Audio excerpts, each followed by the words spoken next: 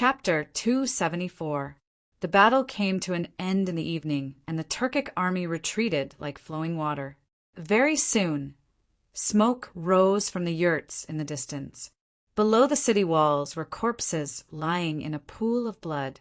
The smoke that drifted into the wilderness with the wind was for survival, and the corpses were also for survival. The soldiers on the city walls tiredly cleaned up the mess and replenished their defensive weapons.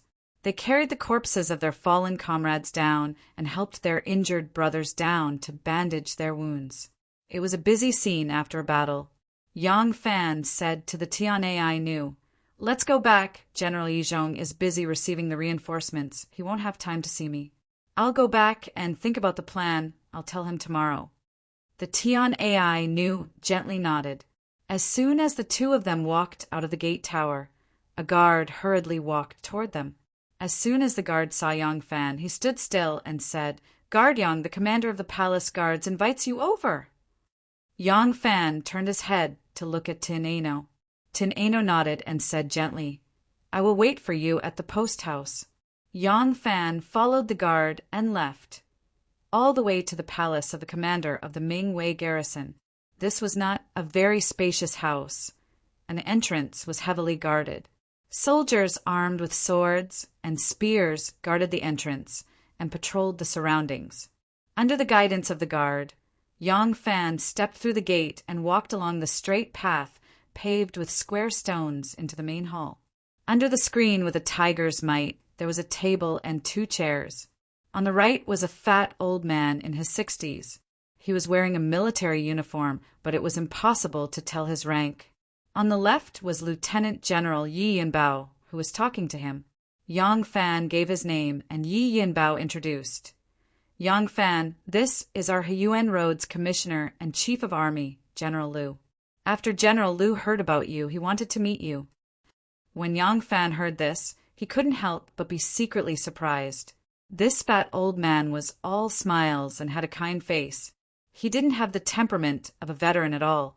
If he didn't wear this military uniform, he would be no different from an ordinary old man on the street. Yang Fan quickly returned the greeting. "This lowly officer, Yang Fan, greets General Liu." "Haha, no need to be so polite. This old man has heard about you. Amazing, amazing. The younger generation will surpass us in time." Liu Shirda stood up and grabbed Yang Fan's arm. He smiled. Come, come, come. You do not belong to me, so there is no need to stand on ceremony. Let's sit down and talk. As he walked, Yang Fan realized that there seemed to be something wrong with one of his legs. His feet had no strength when landing on the ground. He was completely dragged by the other leg, so his movements were slow. His left and right shoulders were also shaking. Yang Fan hurriedly supported him. Liu Shirda stroked his beard and said, "This old man has already heard from Cloud Leopard about your actions in the Turks. Cloud Leopard has already sent a letter to the Liangzhou government, which will then send it to the capital. The imperial court is certain to reward you." Liu Shirda stroked his beard and said, "This old man has just heard from Cloud Leopard about your actions in the Turks. Cloud Leopard has already sent a letter to the Liangzhou government, which will then send it to the capital. The imperial court is certain to reward you." Liu Shirda suddenly changed the topic. "Cloud Leopard said that you are so similar to the Turkic commander, Ashinamuzi, that you can pass off the fake as the real one. You want to use the conflict between the Ashina and Ashina tribes to incite them to kill each other?" Yang Fan bowed. "Yes, this lowly officer has discussed this matter with General Yi Zhonglong, but there are too many loopholes in this plan, and it won't be easy to carry it out. In the last few days, General Yi Zhonglong has been racking his brains, and this lowly officer has also been thinking of a solution. Just now, while watching the battle from the walls, this lowly officer suddenly thought of a plan that seemed feasible." Liu Shirda was rather interested. "Oh, this old man called you over to discuss this matter and see if we could brainstorm a solution. I didn't think that you'd already come up with one. Quickly tell me so that this old man can hear it." Yang Fan told Liu Shirda about the plan he had come up with on the walls. Liu Shirda slightly closed his eyes, and quietly thought for a long time before slowly saying, "And then this plan truly is more feasible than the one you came up with." Yi Yunbao said, "Chief Steward, that Miss Anu's words are a problem. What if Musi can already speak? What if the person who hears Yang Fan's words has heard Musi's voice before?" Lu Shurda nodded, and then he shook his head. "There's no need to worry about this. When this old man was a soldier in the army, I once saw a brother who had his throat injured.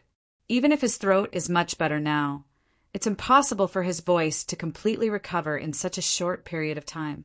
Moreover, Musi's voice doesn't belong to his tribe, so there won't be many people who have heard his voice before.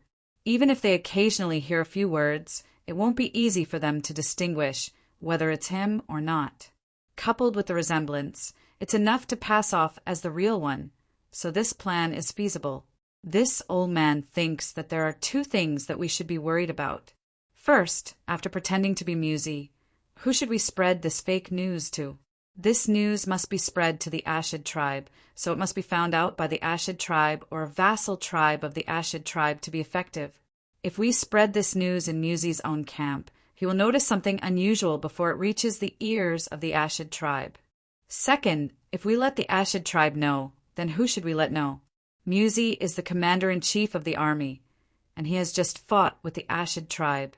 What kind of reason does he have to get close to the Ashid tribe? With his identity, it's impossible for him to get close to a small soldier, and it's even more impossible for him to leak such important news as the Khan's death to a small soldier. It can only be a general of the Ashid tribe. This is another problem. Lu Shurda was indeed good-tempered. He sat there calmly, counting his fingers as he slowly explained. Finally, he chuckled.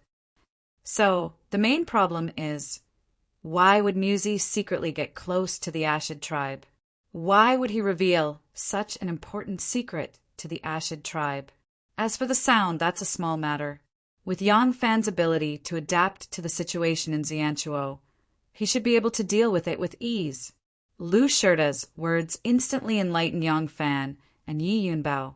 The three discussed for a long time, but they still could not find a flawless and convincing plan. Lu Shurda smiled. "All right, this is a good plan, but since we haven't thought it through, we should first use our fists to fiercely beat down the Turks. It's not like we can only rely on schemes to deal with invading enemies without courage. We can slowly think of a plan. Now that we've thought of a way to use this handsome face, how can we not think of a way to carry out this plan? Yang Fan, go back to the inn and rest. Think about the 2 points I just mentioned. If we work together, we'll definitely be able to come up with a flawless plan." Yang Fan hurriedly stood up and said yes. "Since this is the case, this lowly officer will take his leave." Lu Shurda said, "That's right. Your brothers in the cavalry are all very concerned about you. They heard that when you came back, you would definitely pass through this place. They came with this old man this time and are waiting for you at the inn. Quickly go back and see them. Don't let them wait too long." Yang Fan was elated and hurriedly said, "Yes, this lowly officer will take his leave." After Yang Fan left, Yun Bao said to Lu Shurda, "Great Director seems to be placing a great deal of importance on this plan?"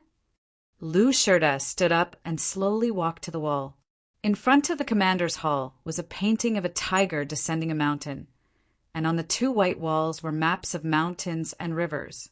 These were maps that the Longyu army had drawn based on the intelligence gathered by their scouts over the years. They were purely for military use, and as they were constantly improved, they were even more detailed than the official maps. Yi Yunbao saw Lu Shurda stand up and hurriedly walked over to the map. Lu Shurda stared at the map for a long time, then said to Yi Yunbao, "I truly haven't thought of a plan yet, but do you know why this old man isn't in a hurry?" Yi Yunbao respectfully said, "Great Director, please enlighten me." Lu Shurda said, "Since we have such a good plan, will it be enough to make the Turks retreat without a fight?" Yi Yunbao was surprised. "Great Director is saying, but we only have 5,000 men here, including the cavalry that Great Director brought. Against 100,000 cavalry, it seems. Lu Shirta laughed and shook his head. No, no, no, not here. As he spoke, he stretched out his thick and chubby finger and tapped on a spot on the map. With a snap, he fixed it on a spot. He was pointing at GNC. This old fellow, famed for his ability to wipe his face clean, had a harmless expression on his face as he said with a smile, "The Turks wish to attack White Pavilion, so they first pretended to attack Jianhai. Why don't we send our soldiers from Jianhai, and while they are retreating, we can utterly defeat them? We can come and go as we please. It's not that easy." Yi Yunbao moved forward and carefully looked at the geography on the map, muttering, Jianxi, Lu Shirta explained. "It's impossible for them to cross the desert. It doesn't matter if they come or go. There are only two ways. One is to go through the Gobi Desert in front of GNC, where they can replenish their water source and some fodder. The other way is to go through Emo River, where there are some small tribes that can also provide them with supplies. When they came, they split into two groups, but when they retreat, they will definitely choose the path in front of GNC." Yi Jibao thought for a moment, then said, "Because they retreated because Kongudulu is dead and Mo. Ku has usurped the throne. Gudulu's son refuses to accept it, and the tribes of the steppe are fighting openly and covertly. It's very likely that a civil war has already broken out." Lu Shirta said, "That's right. This is the fastest way to return to the Khagan's court. If they go through Emo River, they will have to make a big detour through the Turkic steppe.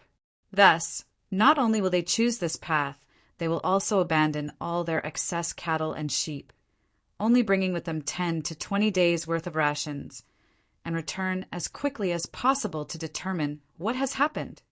Lu Shirta put his hands behind his back and smiled like a heavenly official was giving him a blessing. GNC has rivers and lakes with abundant water sources and lush pasture. It is an extremely important breeding ground for the imperial court, so not only are there many soldiers stationed there are also many horses. After the Turks feigned an attack on GNC, the reinforcements sent to GNC have not yet returned and are still stationed there. The two armies of the Turks are on guard against each other. They can't eat or sleep well, and they are exhausted from rushing back.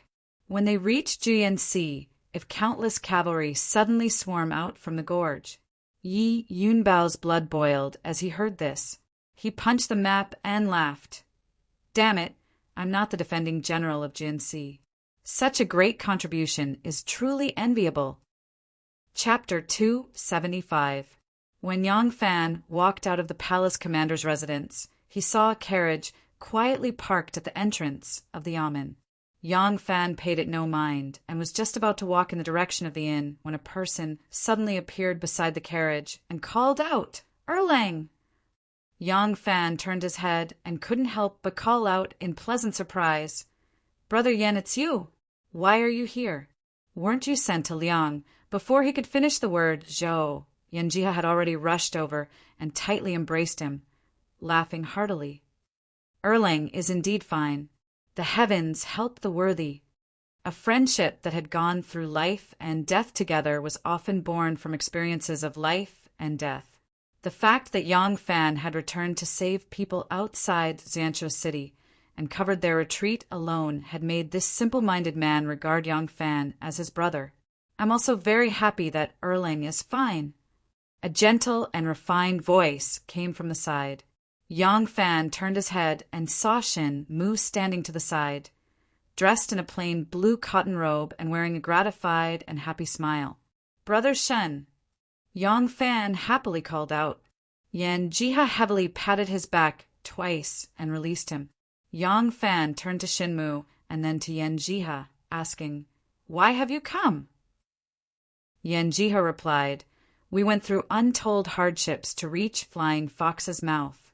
Unfortunately, no matter how hard we tried, that muddle-headed garrison general wasn't willing to believe our news.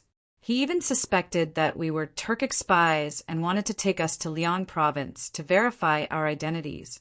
When we arrived at Liang province, the chief steward of the Heiyuan army, Lu Shirta, also arrived. He even brought with him people from his army who recognized Gaoshi Chicken and Big Bear. Only then were we freed. After I escaped, I immediately went to the Huang River to see young master. Young master heard that your whereabouts were unknown and insisted on coming here to wait for an answer. Listening to this, Yang Fan's heart was moved. He was a person who attached great importance to kinship and friendship. He was alone in the Central Plains, yet he was able to regard Ma Qiao and Mian Pian as his own brothers and sisters, not without this reason.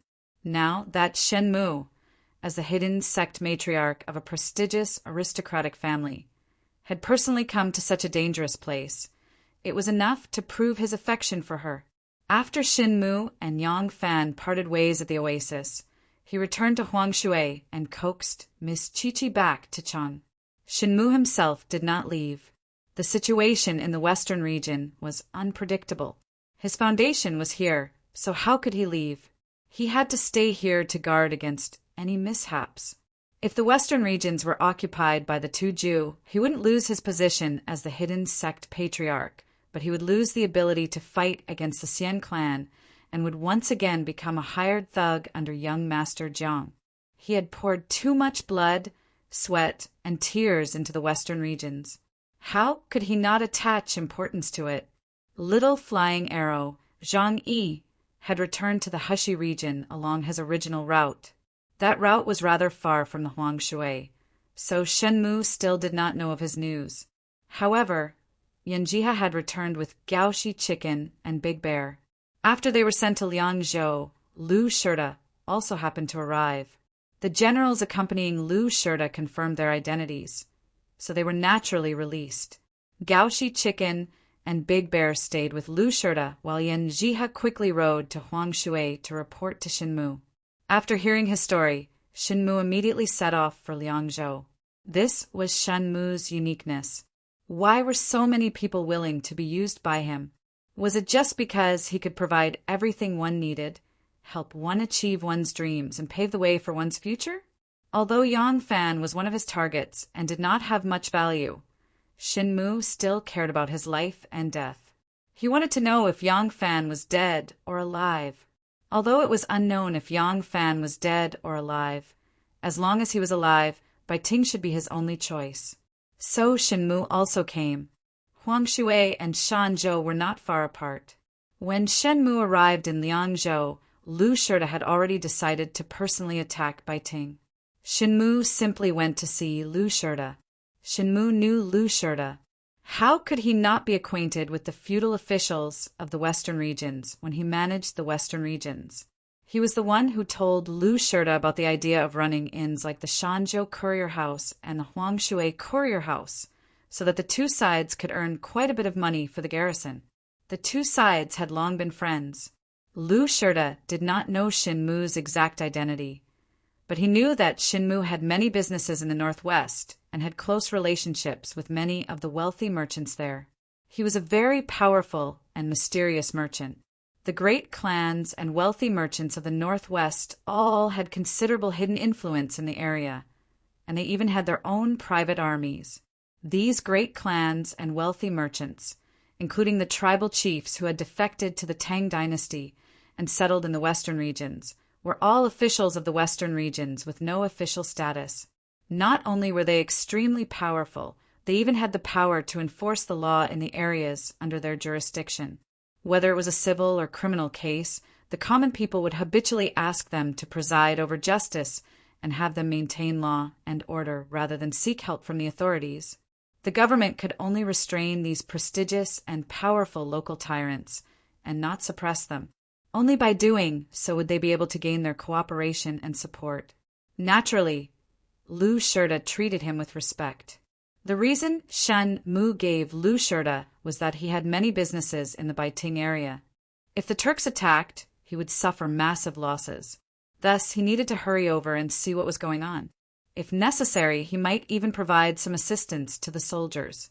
Lu Shirda naturally agreed and treated him with great courtesy. Walking to Yang Fan's side, Shen Mu grasped his hand and shook it vigorously, lamenting, "Erling's journey to the Turkic Khaganate has been fraught with danger, and it has been tough on you. I truly believed that you were doomed. I didn't think that Erlang would be able to pass through the desert and return safely. One who survives a great calamity is bound to have good fortune later on. Come, get on the carriage. Let's return to the inn first. Your brother has already prepared a banquet to help you calm your nerves. As Yang Fan followed him to the carriage, he asked, "How did Brother Shin know how I returned?" "Ah, you're also staying at the inn. Could it be that you've already met Lady Anu?" Shinmu gave him a mysterious glance and smiled. "I truly did meet Lady Anu. I truly didn't expect that the two of you would end up together. The affairs of the world are truly hard to predict. However, the news of you crossing the desert to White Pavilion, impersonating someone else, and commanding the Flying Fox Pass army to return safely did not come from Lady Anu's mouth. It was Yi Yunbao who told me." Yang Fan was even more baffled. Just as he was about to ask again, Yanjiha explained on his behalf. "My young master has a wide network in the western regions. He is friends with many of the generals in the army." Upon hearing that the matter involved someone else's privacy, Yang Fan immediately shut his mouth. The two of them boarded the carriage, and the carriage headed for the inn. Because Yan Jiha had already told Shinmu about Yang Fan's actions at Shuiyantoa, and the experience of commanding the Flying Fox Pass garrison to retreat had also been told to him by Yi Yanmao. Yang Fan only linked these events together and gave a simple explanation. He then moved on to the current predicament of the Ming Might garrison. When Shinmu heard of Yang Fan's plan, he couldn't help but exclaim in surprise, "Erlang is truly resourceful. This plan of yours, and it's commendable. If it's used well, I think it won't be as simple as forcing the enemy to retreat." Yang Fan asked curiously, "My plan is to force the enemy to retreat. Other than that, what else can it be used for?" Shinmu smiled. If the one who designed this plan was Ming Might Garrison's General Yi Yunbao, the purpose of this plan is naturally to force the Turks to retreat and relieve the siege of White Pavilion.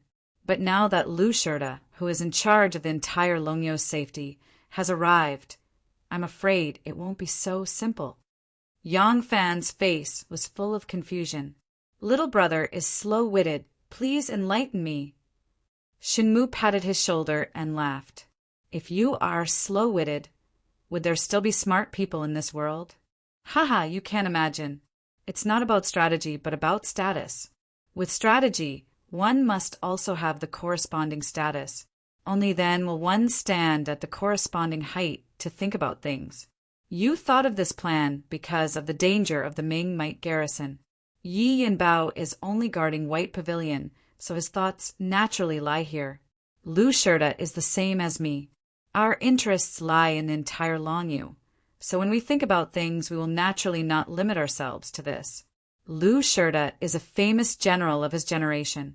If I can think of it, I believe he will also think of it." After Shen Mu finished speaking, he raised his leg and stamped twice on the pedals. The carriage came to an abrupt stop.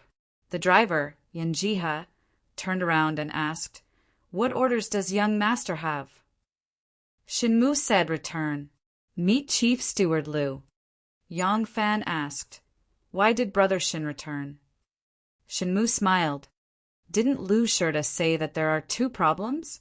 One is why Mu Si secretly contacted the people of the Ashid tribe, and the other is why he revealed such a secret to the people of the Ashid tribe. Haha, this Shin will help him solve these two problems, so that he won't have a good night's sleep." Tin Eno hid in his room to eat dinner, take a bath, and change into a new set of clothes that he bought today. He leisurely sat down under the light in front of the window.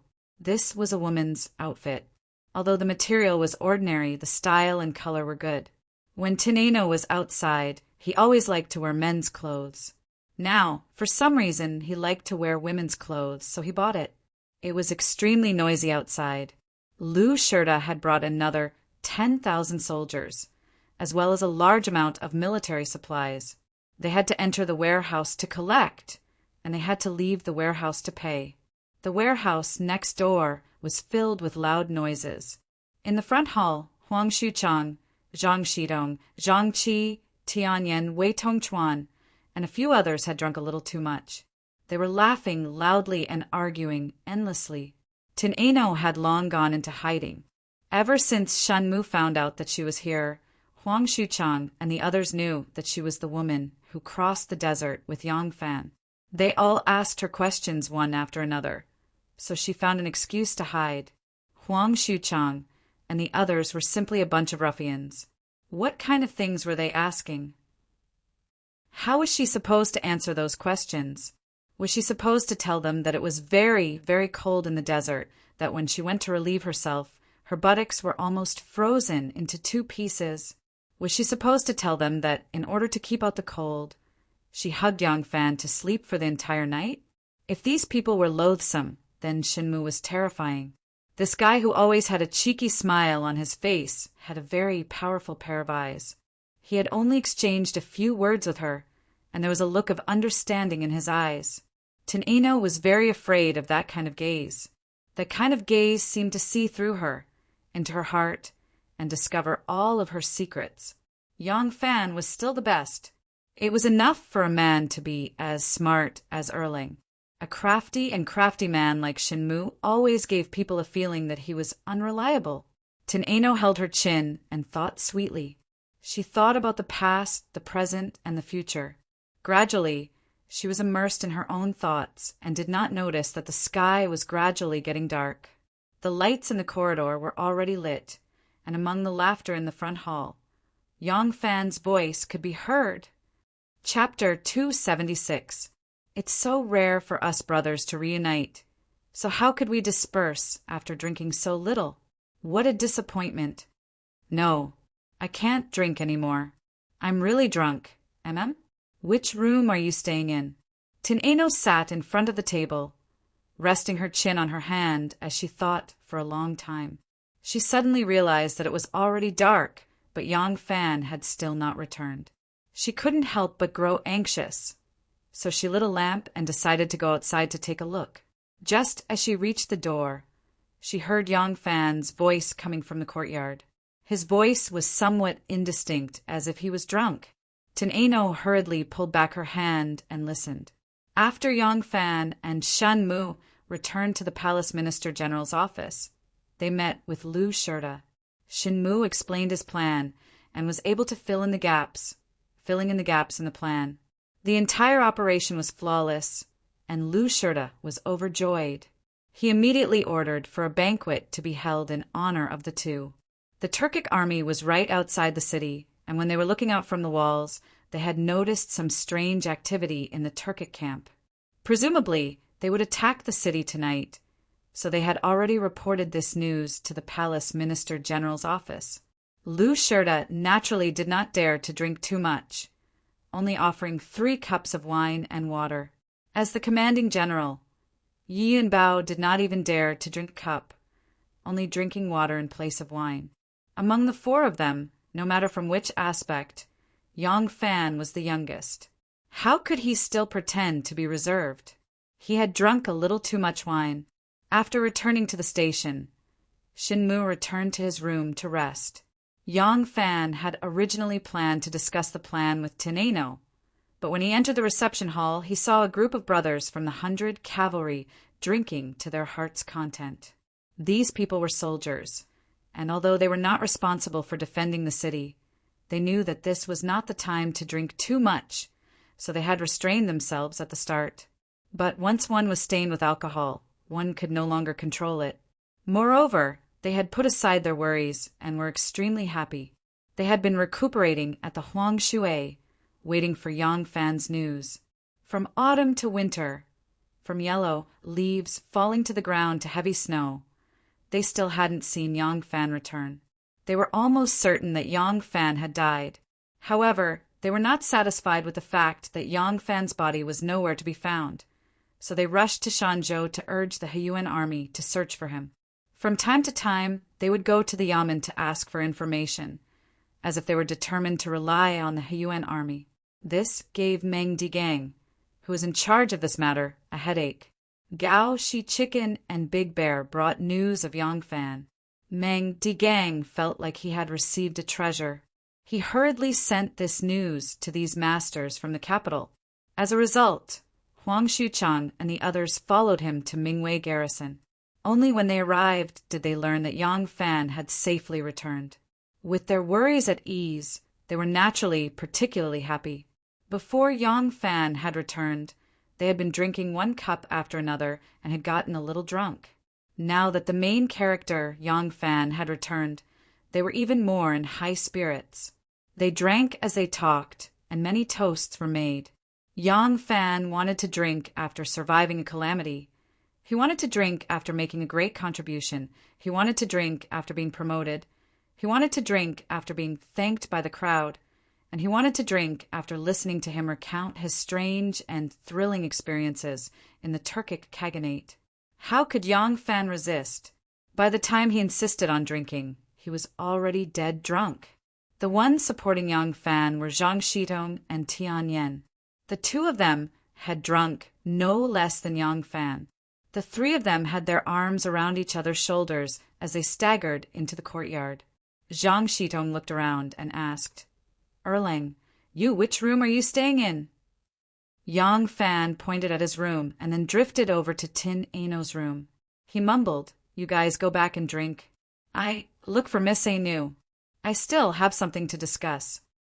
As Yang Fan spoke, he walked towards Tin Ano's room. Hearing the footsteps from inside, Tin Ano hurriedly tidied up her hair. Just as there was a knock on the door, she opened the door. Yang Fan lost his balance and fell into the room. Tin Ano hurriedly went to support him and felt his hand sink. It seems like he really drank too much. Zhang Shitong and Tian Yan stood at the door with their arms around each other's shoulders. With one look, they saw that this Tin Ano was different from the afternoon. Her hair was made up like an unmarried woman from the Central Plains. Her brows were slender and long, her eyes as charming as a fox's. Her nose was like a jade, and her lips were like cherry blossoms. She was pretty and lovely.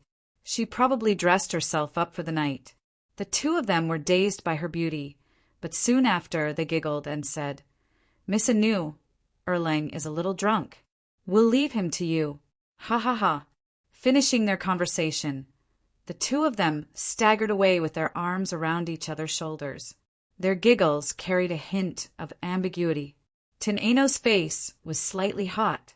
Supporting Yang Fan with one arm, she closed the door and placed him on the side of the table to sit down. She softly said, "Why did you drink so much?" Yang Fan was so sleepy that his eyelids were fighting. He wanted to lie down on the table and sleep. Forcing himself to speak, he said, No choice, ah. I drank at Zhonglang's. Jiang Fu, come back and still drink. Let's not talk about this. Let me tell you, my method has already been decided. But this matter, I still need your help." Tin Ano poured him a cup of hot water and said in a bad mood, "Look at you, you're drunk. Drink some water first and talk slowly."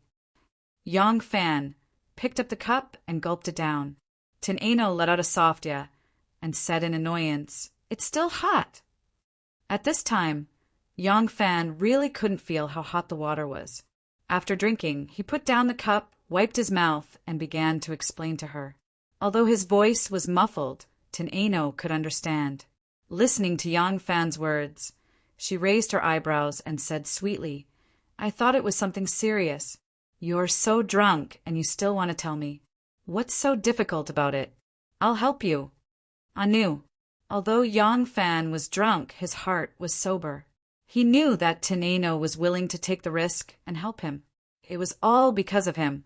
After drinking, Yang Fan's emotions were stirred. He grabbed onto Tin Ano's soft hand, causing Tin Ano to jump in shock. She stammered, "What are you doing?" Yang Fan opened his mouth, but didn't know what to say. In the end, he only said in a heavy tone, "Anu, thank you." These few words, Yang Fan said it very clearly. He was already drunk. Tin Ano could feel that when he wanted to say these words, he used a lot of heart and strength to enunciate the words so clearly. Tin Ano's heart was warm. She felt that everything she did for him was worth it. After Yang Fan finished the sentence, he stood up shakily and said, "Ah, Nu, Go back early to rest. Rest. I'm also broken. I'll send you. Tin Eno heard that his speech was unclear and found it funny. She stood up to help him, but saw Yang Fan running shakily to her bed. Tin Eno cried out, "Erling, that's my—" Before she could finish her sentence, Yang Fan had already fallen head first onto the bed and fell into a deep sleep. Tin Eno didn't know whether to be angry or to laugh. She stood there looking at Yang Fan, who was sleeping like a dead pig. She lightly stamped her feet and first went to the charcoal stove to get a pot of boiling water before walking to the wall. There was a low wooden frame by the wall with a basin on it. Tin Eno had already filled half a basin with cold water, and now she added some hot water. After drying the towel, she returned to the bed and forcefully turned Yang Fan over. She carefully wiped his face. Compared to when he was in Luoyang, Yang Fan was much thinner and his skin seemed to be rougher. However, it didn't reduce his handsomeness at all. It seemed that he was even more masculine and more mature. He looked determined and strong. His cheeks were hot, because he had drunk wine. There was a strong blush on his cheeks. Tin Eno wiped his face bit by bit. When her fingers brushed past his chin, she felt the hard stubble there. It seemed to make her heart itch. She cleaned Yang Fan's face and stared at him in a daze for a long time. Then she took off his boots and carefully covered him with the blanket. Her movements were very gentle. Of course, waiting on someone wasn't a very happy thing. But because the person she was waiting on was the person she liked, seeing his drunken state, amidst the amusement and helplessness, there was also a bit of pity, a bit of joy, and a bit of sweetness. She had served her young master since she was young, but she had never had such a feeling. Tin Eno knew that it wouldn't be easy to get past her young master, but she had never told Yang Fan. It wasn't for any other reason, but because her young master's strength was too great. It wasn't something that Yang Fan could fight against. If she told him, with his personality, he definitely wouldn't let her handle it alone. However, if he interfered and angered her young master, it would be self-defeating. Tin Eno didn't want to tell him about this. Although she was only a maid, she had been raised by her young master. She knew that her young master had never simply treated her as a maid. Her young master had always been indifferent to others, but he treated her like a daughter. If she was a bit more tactful, she might be able to resolve this problem peacefully. As for Yang Fan, she didn't have anything to worry about. Ever since her young master ordered her to pay attention to Yang Fan, she had personally or sent people to investigate Yang Fan. She knew that Yang Fan only had a close relationship with one person in Luoyang, Pasta. That Lady Pasta, whom he viewed as his own sister, was now married to Ma Chiao. He didn't have any other close relationships with the opposite sex. Therefore, as long as she solved the difficulties on her young master's side, she could be with him forever. Thinking of this, Tin Eno smiled sweetly. She gently caressed Yang Fan's cheek with her soft little hand, and then gently rubbed his chin with the back of her delicate palm. Feeling the hard taste of the man, she smiled sweetly and got up to blow out the light for him. It was dawn. Some people who got up early were fetching water in the courtyard to wash up. Suddenly, a scream came from Tin Eno's room. Then, Yang Fan rushed out with messy clothes. He was barefooted, and his face was pale. He shouted as if he was possessed, "Why am I in a newsroom? Why am I in a newsroom?" Everyone in the courtyard looked at him in surprise. Some were holding loofah kernels in their hands. Some were holding willow twigs, and some were holding toothbrushes that had been ground until they were half bald. Their mouths were full of foam, and a very strange expression gradually emerged on their faces. At this time, the door that should be Yang Fan's room opened with a squeak. Tin Eno walked out slowly. She glanced at Yang Fan and said loudly to him with a red face, "Who asked you to be so drunk last night? I changed rooms with you." She said this to Yang Fan, but the tone and tone were clearly explaining to everyone. However, everyone was confused. He drank too much. Why did he want to switch rooms? Yang Fan asked this question for everyone in a daze. Did I drink too much? Why did I change rooms if I drank too much? Tineno couldn't bear it anymore and shouted loudly, "Because you refused to leave my room. You lay on the bed and didn't move. Where do you want me to sleep?" "Oh." The onlookers suddenly realized and looked at Yong Fan with ambiguous eyes. Yong Fan couldn't stand it anymore, and Tineno also found that the more they explained, the more they made things worse. The two doors were closed one after another, and the couple retreated in embarrassment. Chapter 277.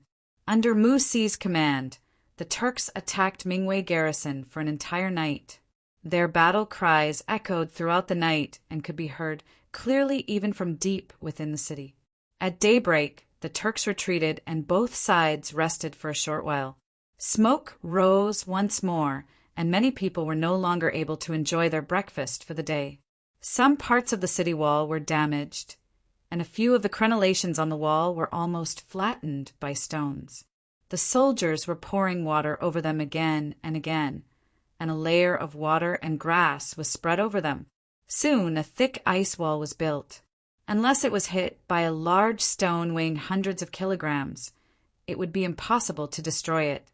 Mu Si's men carried the injured soldiers and retreated like a receding tide, preparing to take over his tribe and enjoy their breakfast. At this moment, the Turkic soldiers on guard suddenly saw several people being lowered from a rattan basket tied to the top of the Mingwei garrison's walls.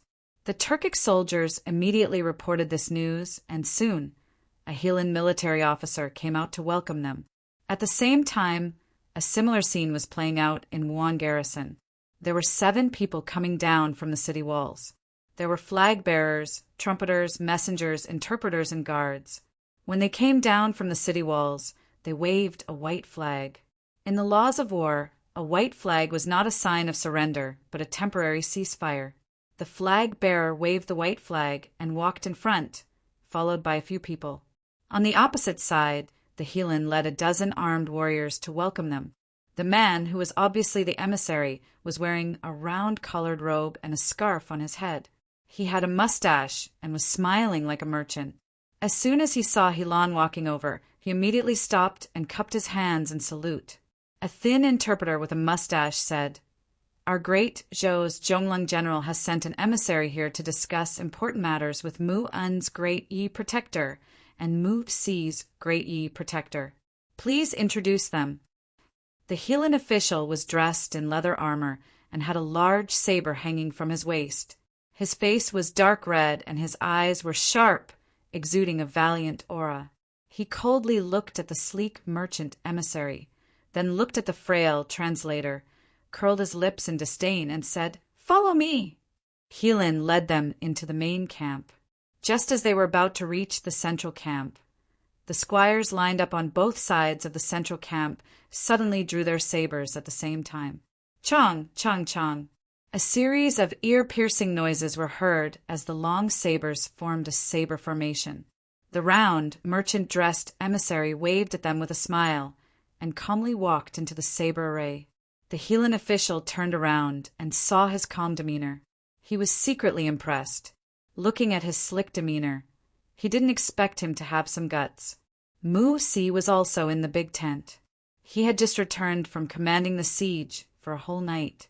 He wanted to give Mu En some instructions before going to rest, but he heard that the Tang had sent an envoy, so he stayed behind.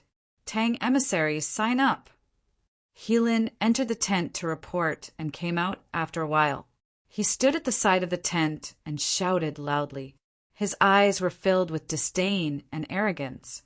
The Tang emissary dusted his robe and said loudly, "I'm Jing Yan.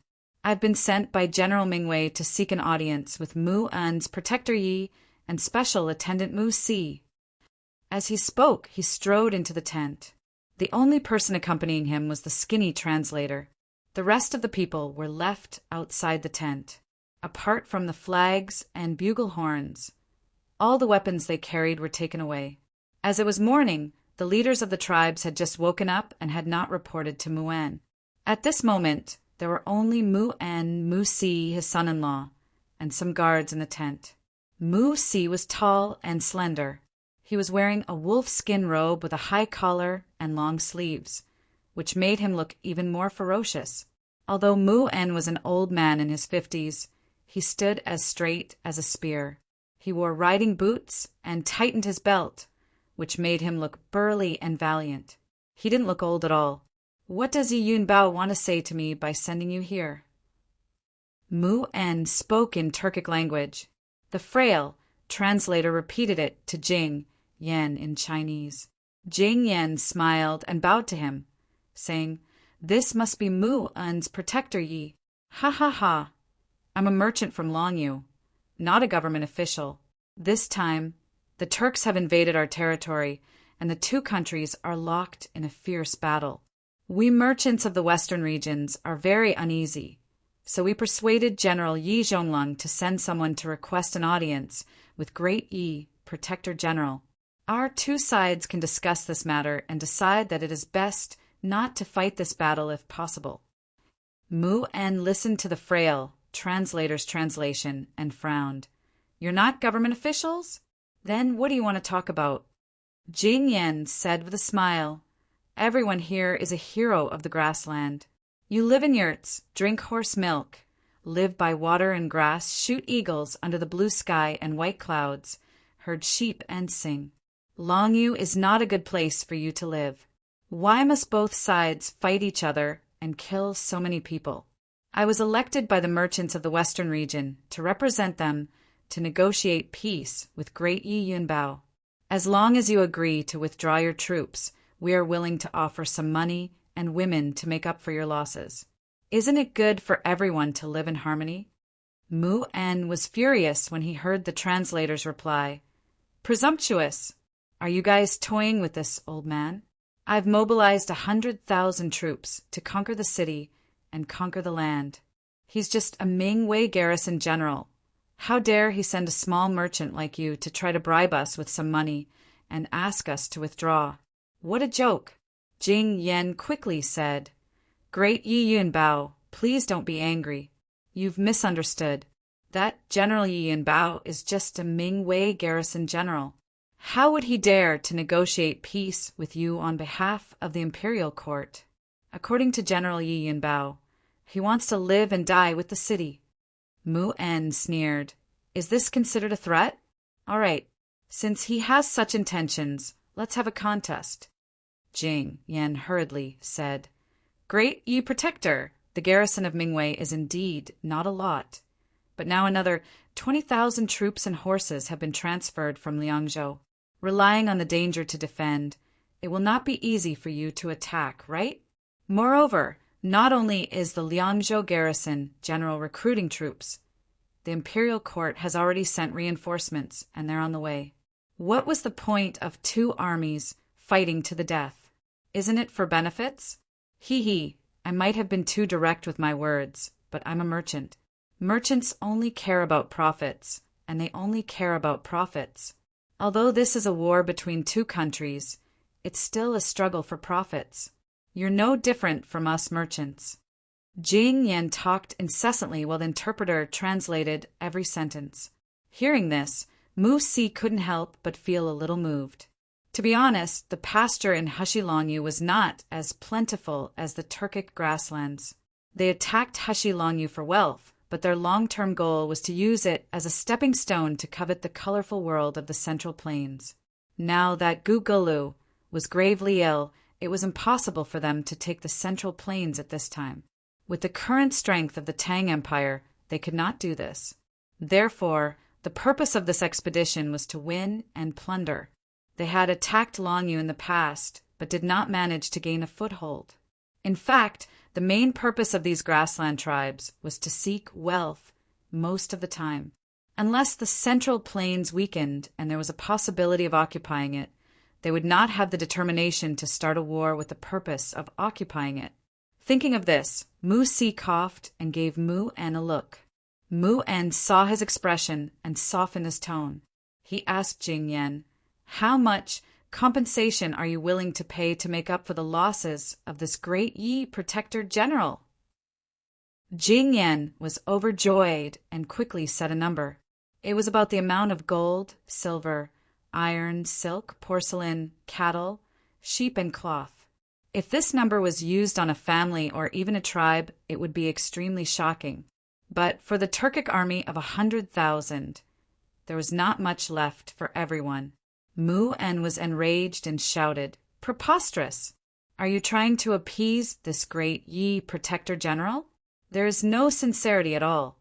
You want this great Yi Protector General to retreat with such a small amount of wealth."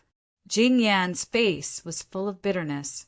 He said, "Great Yi Protector, this much wealth was pooled together by the merchants of the western regions. If Great Yi Protector General agrees, it will be a fruitful return. If you don't agree, you may not be able to take down the Mingwei garrison.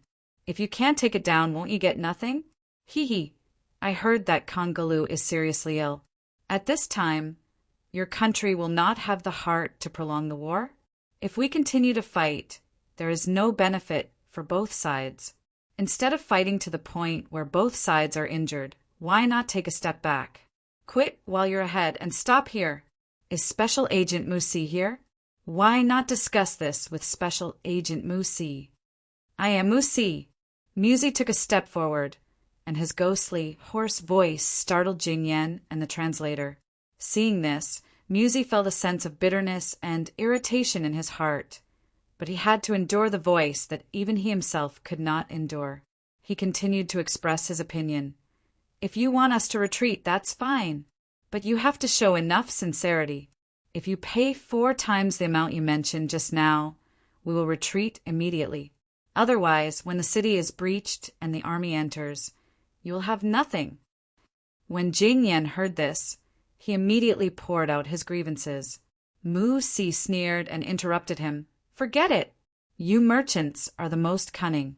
Do you want to lose money to avoid disaster, or lose both? Think about it yourself." After a round of discussion, there was no result. Jing Yan could only smile bitterly. "To tell you the truth, we originally estimated that we would need twice as much as this. Now, such a large amount, I really can't make the decision alone. I hope Great Yi Protector General and Special Agent can give me a few days to discuss with everyone." Mu-En sneered, "Sure, you can go back and discuss, but we will continue to attack the city. If you don't come to a conclusion before we enter the city, then you don't need to discuss any more." Mu-En and Mu-Si laughed at the same time. One's voice was loud and the other low and hoarse. When mixed together, it was like using a handful of sand to grind a cymbal. It was as unpleasant as it could be. Jing Yan led his people and left dejectedly. The Ming Wei garrison saw their messengers coming and quickly put down the hanging baskets. There were only 2 hanging baskets, so they had to go up separately. Jing Yan stepped into the hanging basket and turned his head to the translator who had entered the other hanging basket. "Mu-Si is indeed able to speak. Can you hear his voice clearly?" The translator grinned at him. He was obviously a skinny man with a dark face, but he had the mischievous charm of a girl. "Yes, the clothes, the voice, the tone, everything is clear." His voice was exactly the same as Mu-Si's. The rope on top of the city wall swayed, and a snowflake fell down and hit Jing Yan's neck. Hearing this ghost-like weeping sound, Jing Yan couldn't help but shiver.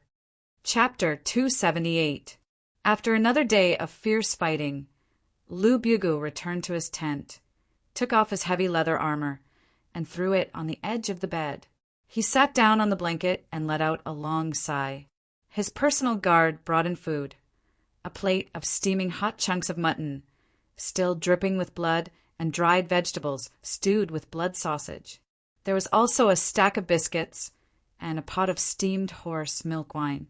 Lu Bugu took a knife from his waist and began to cut the juicy mutton, a hint of worry on his brow. He was the chief of the Khitan tribe, the strongest of the Khitan tribes, with more than 10,000 young warriors under his command. When he had submitted to the Turks, both the Ashina and Ashid tribes had tried to recruit him. Later on, because the Ashid tribe had offered him even greater conditions, such as a large and fertile steppe, Lu Bugu had sworn his loyalty to Zhu Tuesday. Lu Bugu was worried because his tribe had been the main attacker today and had suffered far too many casualties. Lu Bugu had just returned from inspecting the camp and inspecting the losses.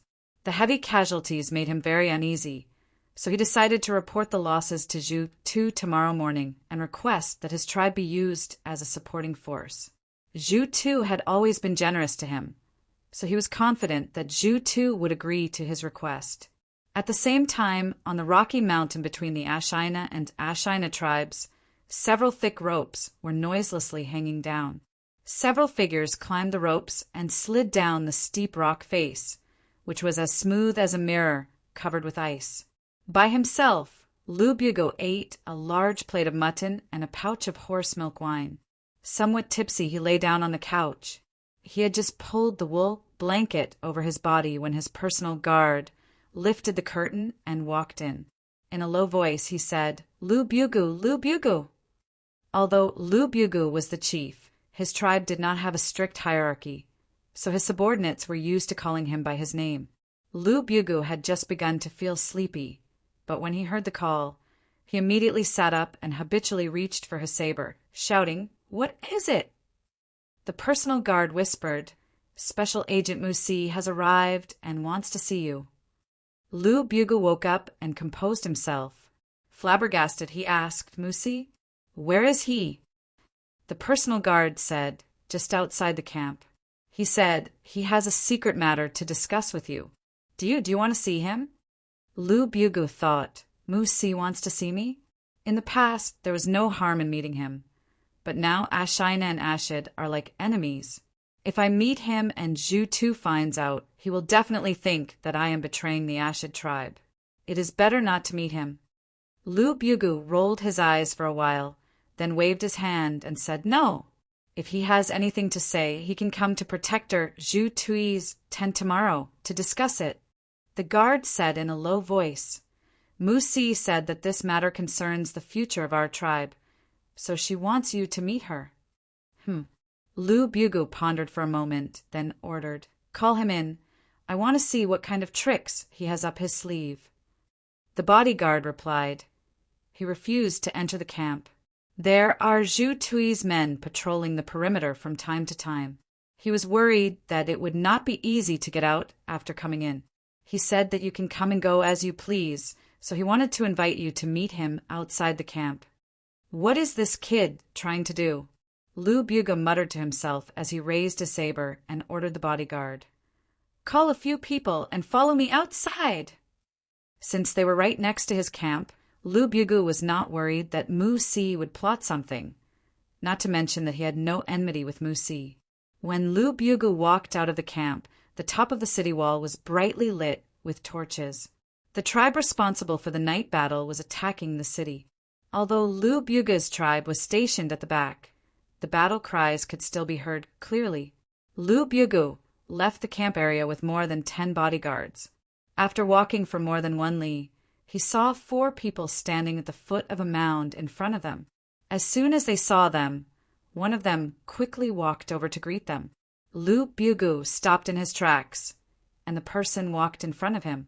The person cupped his fists and said, "My clan's special forces have been waiting for a long time.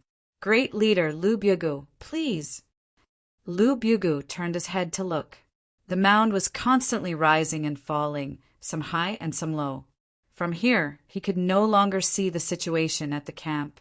He waved his hand, telling the bodyguards to stay behind. He only brought 2 bodyguards with him and walked over. When he was about 2 zhang away from the 4 people, he stopped and cautiously sized them up. The person in front of him was indeed Musi.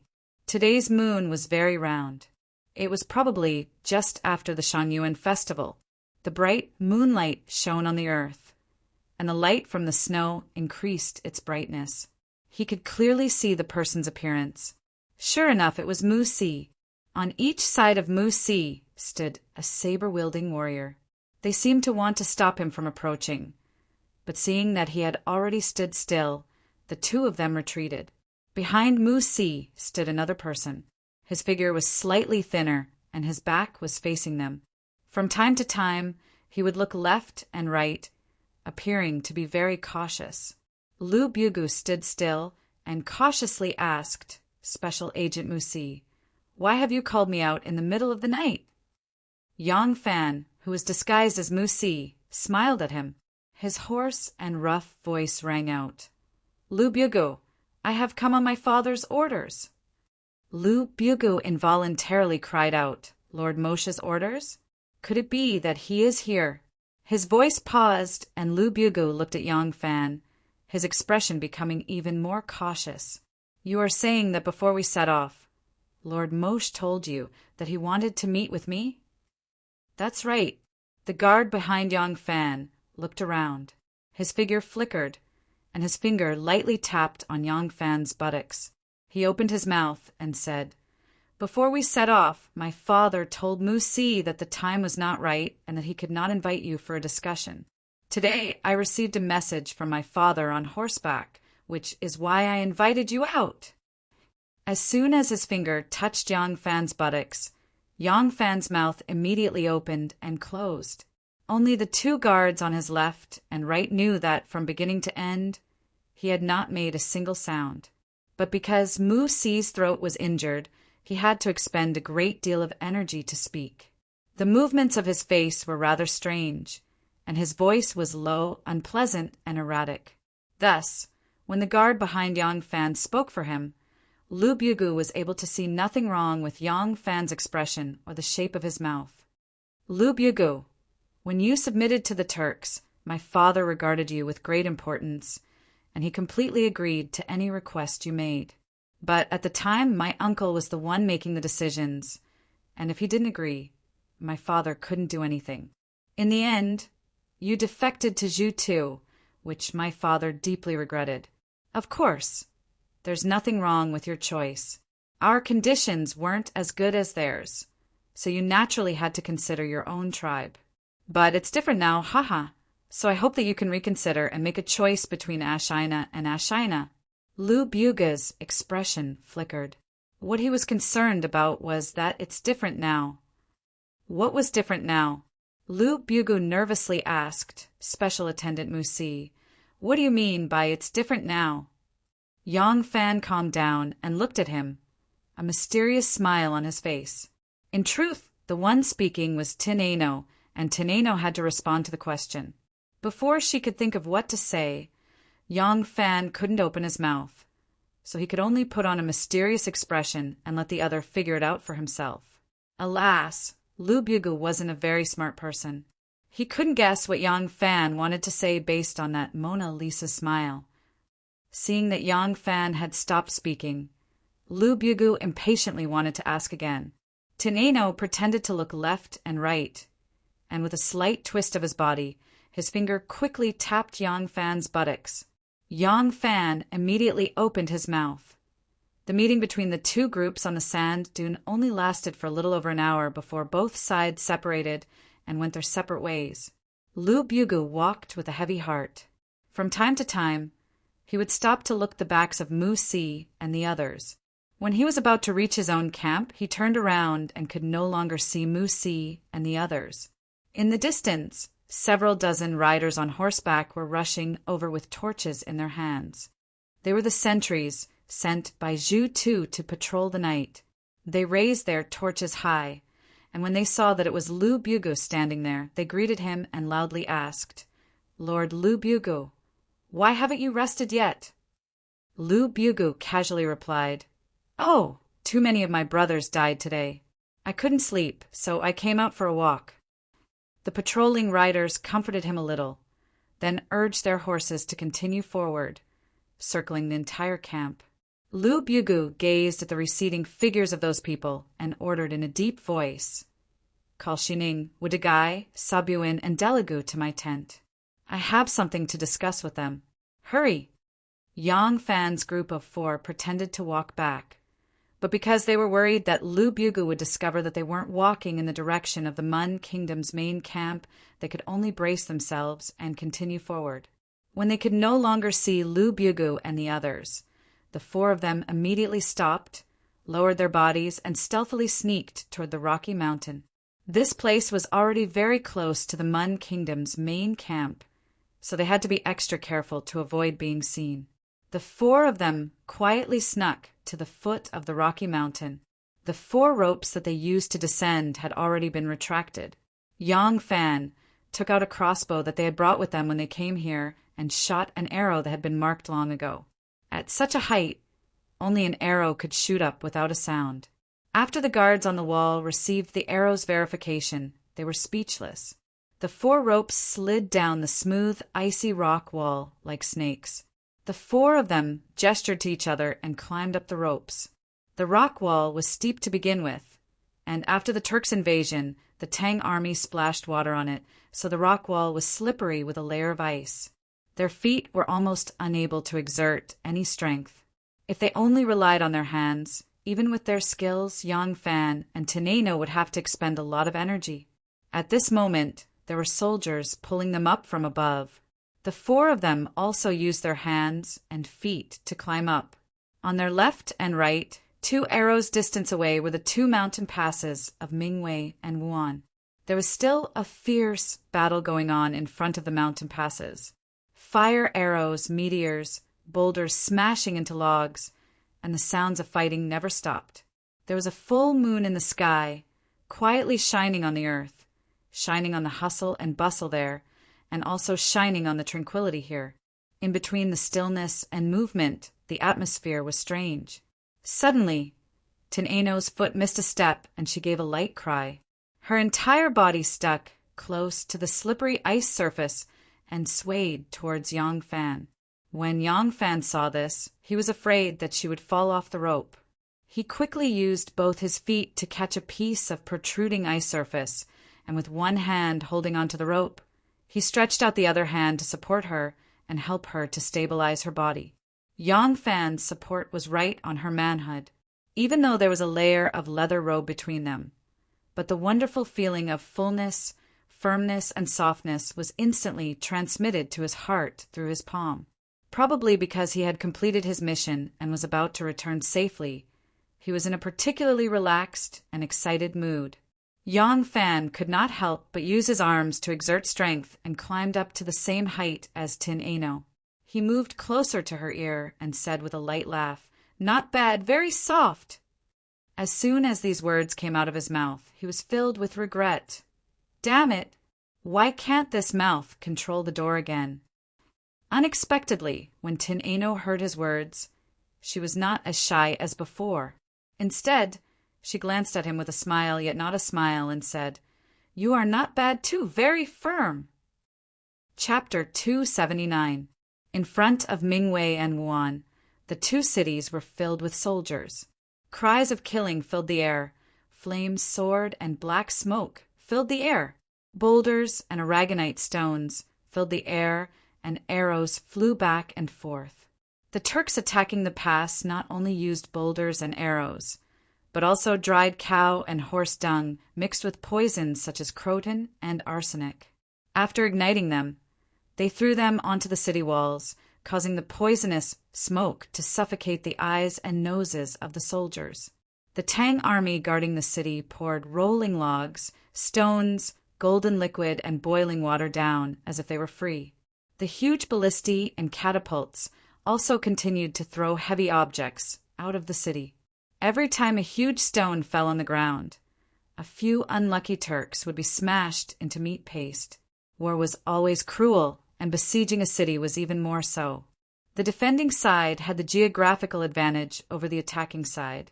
Thus, with the 10,000 reinforcements brought by Lu Shurda, the garrison of White Pavilion had a total of 25,000 men. Mingwei and Wuan were impregnable. The casualties of the Turks were several times that of them, but the army of 100,000 could not advance a single step. The commander of the Turks, who was besieging the city, commanded his soldiers to charge with all their might. He knew that now was not the time to break the city. Everything they were doing now was to whittle down the defending forces, using the lives of their own men and the lives of the enemy to whittle them down. There had originally been 25,000 soldiers in the city, but excluding those who had died or were too injured to fight, there were less than 20,000 who could still fight. Meanwhile, the Turks had suffered 5 times as many casualties. As the commander-in-chief of the Turks, he did not care about these casualties, but as the chiefs of the various tribes, they would feel the pain of every casualty. But they had no way out and could only continue to attack. They could only continue to whittle down the Tang army until the remaining Tang soldiers could no longer defend their castles. They could only charge into the city to steal money, food, cattle, sheep, and women. The sacrifice was worth it, and the survivors would enjoy a feast. Suddenly, the bleak sound of a horn came from the rear of the Turkic army in front of Wuan Pass. The Turkic general overseeing the battle heard this horn and couldn't help but frown. The horn continued to sound, and it truly was the order to retreat. Although he was confused, he still immediately ordered the troops to retreat. The Turkic soldiers left behind a pile of mutilated corpses and retreated like the receding tide. The defenders on the walls were perplexed, unable to understand why the Turks had so hastily retreated. But the fact that the enemy had stopped attacking was a blessing in disguise, and they couldn't help but sigh in relief. Yi Yunbao, who had been observing the commotion from the top of the boulder mountain, let out a long sigh of relief and looked back at Lu Shurda. Lu Shurda, who was wearing a scarlet cloak, smiled and said, "They've been tricked. Go and prepare." "Here." Yi Yunbao happily agreed. Turning his head to the retreating Turkic camp, he helped Lu Shurda up and began to descend the stone steps. The commotion at the Ashid camp in front of the Wuan garrison attracted the attention of the Mun Kingdom's protector general. The Mun Kingdom and Muzi hurriedly ordered for the troops to retreat and led hundreds of cavalrymen to the Ashid camp in front of the Wuan garrison. "Halt! Who dares to trespass on an important military camp?" A Turkic officer stepped forward and raised his hand, blocking their path. Behind him, a row of pikemen pointed their spears at the Turks, aiming their sharp tips at them. Behind the fence, rows of archers had already knocked their arrows and were ready for battle. Mu En was furious. He lashed out with his whip and roared angrily, "Bastard! You dare to block my horse!" With a slap of the whip, a bloody mark appeared on the officer's face. A stream of blood flowed down his cheek like a snake, but he didn't even bother to wipe it off. He stood tall and said in a loud voice, "Zhu Tu has ordered that no one is allowed to take half a step into my camp. Anyone who disobeys will be killed, without question." With that, he fiercely chopped down with his palm, and rows of spearheads and arrows flew toward Mu En's group, assuming an attacking posture. Mu En was enraged. He placed his hand on the cold scabbard and coldly said, "Do you want to die? Who dares to act so arrogantly in front of my camp?" An icy voice rang out. Zhu Tu, escorted by more than 100 valiant knights, rushed to the front of the tent, accompanied by Xiao Mumu and Lu Bugu. When Muen saw him, he furrowed his brows and angrily said, "Zhu Tu, the battle is in full swing. Why are you retreating?" When Mu Si saw that Xiao Mumu had shot his throat, he immediately tightened his grip on the hilt of his saber and gnashed his teeth. His fierce expression was like that of a wolf choosing its prey. When Xiao Mumu saw Mu Si, who had captured his tribe and allowed his men to humiliate his beloved concubine, he also tightly grasped the hilt of his saber. His face was distorted as if he was about to charge forward and risk his life. Zhu Tu, who was riding on his horse, leaned back slightly and said indifferently, "Why are you retreating?" "Retreating? Retreating is bullshit. I want to immediately withdraw my troops." Mu En was originally a little annoyed and came over to question him, but when he heard Zhu Tu's words, he couldn't help but be shocked and involuntarily cried out, "Retreat? You want to retreat? Who allowed you to retreat? As long as we fight for a few more days, the garrison in the city will be insufficient, and we will definitely be able to take down this pass. You actually want to retreat without authorization?" Zhu Tu held his belly and laughed, "Ha ha ha! Take down this pass? I'm afraid you want to take down our Ashide tribe's grassland and horse farm?" Mu En's expression changed, and he said in a deep voice, "Zhu Tu, what do you mean by this?" Zhu Tu sneered, "Mu En, don't resort to insinuations in front of an honest person. Do you still need me to explain it clearly? Let's go." Zhu Tu turned his horse and left. Mu En became anxious and urged his horse to chase after him. But a dozen sharp spears suddenly stopped him. Zhu Tu reined his horse back and sneered, "The Tang army is right in front of the pass. If you are not afraid of being taken advantage of by outsiders, I will fight with you." Mu En almost fainted from anger. He roared, "Zhu Tu, you bastard, can't you speak more clearly?" Zhu Tu coldly glared at him, stretched out his hand, and heavily patted Lu Bugu's shoulder twice. In a loud voice he said, "I'll let you know that Lu Bugu and I have sworn a blood oath last night and become brothers." Mu En's mind was muddled, and he roared, "You King recognized him as your godfather. What does it have to do with me? Let me ask you, why are you retreating?" Zhu Tu let out a long sigh and said to Lu Bugu, "Lu Bugu, if this person doesn't want his face, what can we do with him?" Lu Bugu replied, "Then just treat him as a fart and let him go." "Ha ha ha!" The two laughed wantonly and left in an arrogant manner. Mu En and Mu Si stood outside the Ashid tribe's camp, looking at each other, unable to understand what was going on. The Ashid tribe's vanguard was still on high alert toward the Wan garrison, but the rear had already begun to dismantle their tents and pack up, preparing to return home. At the commander's residence, a banquet was held. At the table were Lu Shirda, Yi Yunbao, Shenmu, Yangfan, and a beautiful girl, Teneno. Yi Yunbao was dressed in full military attire, appearing somewhat out of tune with the mood of the banquet. Shenmu said with a smile, "Lu Bugu is from the Khitan tribe, and his pasture is close to Liaodong, adjacent to the Ashid tribe's pasture. After defecting to the Turks, the Ashid tribe gave him a piece of pasture, connecting it with his original territory. His interests are now one with the Ashid tribe, sharing glory and suffering. Right now, even if Moshe offers even better conditions, Lu Bugu isn't likely to stand on his side. Moreover, Zhu Tu has always treated Lu Bugu well, and Lu Bugu has no ambitions. He is a simple, loyal, and hot-blooded man. Betrayal in the face of danger is not something he can do. Thus, I am certain that he will confess everything to Zhu Tu." Lu Shirda stroked his beard and smiled. "There's also one more thing. Today's fighting and killing on the steppe will lead to an alliance tomorrow to sue for peace. Lu Bugu's tribe is a large one with an outstanding prestige among the Khitan tribes. If Moshe really does seize the position of Kagan and suppress the Ashid tribe, then Lu Bugu will only be able to appease and recruit him as much as possible, not force him to defect to our court through war. Lu Bugu is no fool, so he must have thought of this as well. He knows that even if he expresses his loyalty to the Ashid tribe, it will not cut off his path of retreat. Thus, his choice to pledge loyalty to the neighboring Ashid tribe is a natural choice." Yi Yunbao heartily laughed and raised his cup. The retreat of the Turks this time was entirely due to Shin Sanlang and Beta Persei. "This Yi offers you a cup."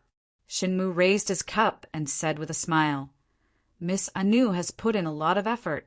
As a woman, she is personally involved in danger. We should give her a toast first. How can General Yi forget about her heroine? You should first punish yourself with a cup and then offer a cup to Lady Anu as an apology." Teneno had been listening to their conversation with a smile, but when she heard them bring the topic back to her, she hurriedly waved her hand and said in a ladylike manner, "This little girl doesn't have a great capacity for alcohol and can't drink this much. I'll just watch you drink." Yi Yunbao smiled.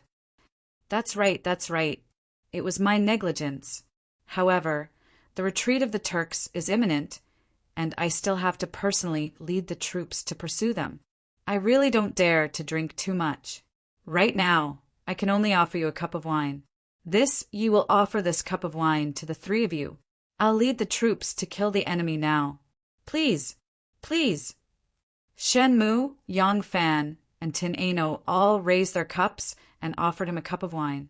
Yi Yunbao downed the cup in one gulp and wiped his mouth. He cupped his fists at Lu Shirda and said, "Chief Steward, this general will be leaving now." Lu Shurta smiled. A desperate enemy should not be pursued far away. Shang-Chi is loyal and must be anxiously waiting on the mountain outside the GNC. Leave this fat piece of meat for him to eat. Yi Yunbao loudly replied, "This general obeys." With a clatter of armor, Yi Yunbao strode out of the residence and snatched the reins from his bodyguard. He leaped onto the horse and galloped in the direction of the city gates. Below the city gates, the stones at the top of the gates had already been removed. The 4,000 cavalrymen lined up from the north gate to the south gate, leaving only a narrow gap in the middle. Outside the city, Mu En and Mu Si were infuriated by Zhu Tu's inexplicable retreat, but there was nothing they could do. They could only hurriedly pack up and follow behind Zhu Tu's army in a panic. Yi Yunbao led a dozen or so riders through the 4,000 elite cavalrymen. When they arrived at the foot of the city, they pulled on the reins, and the horses' front hooves soared into the air.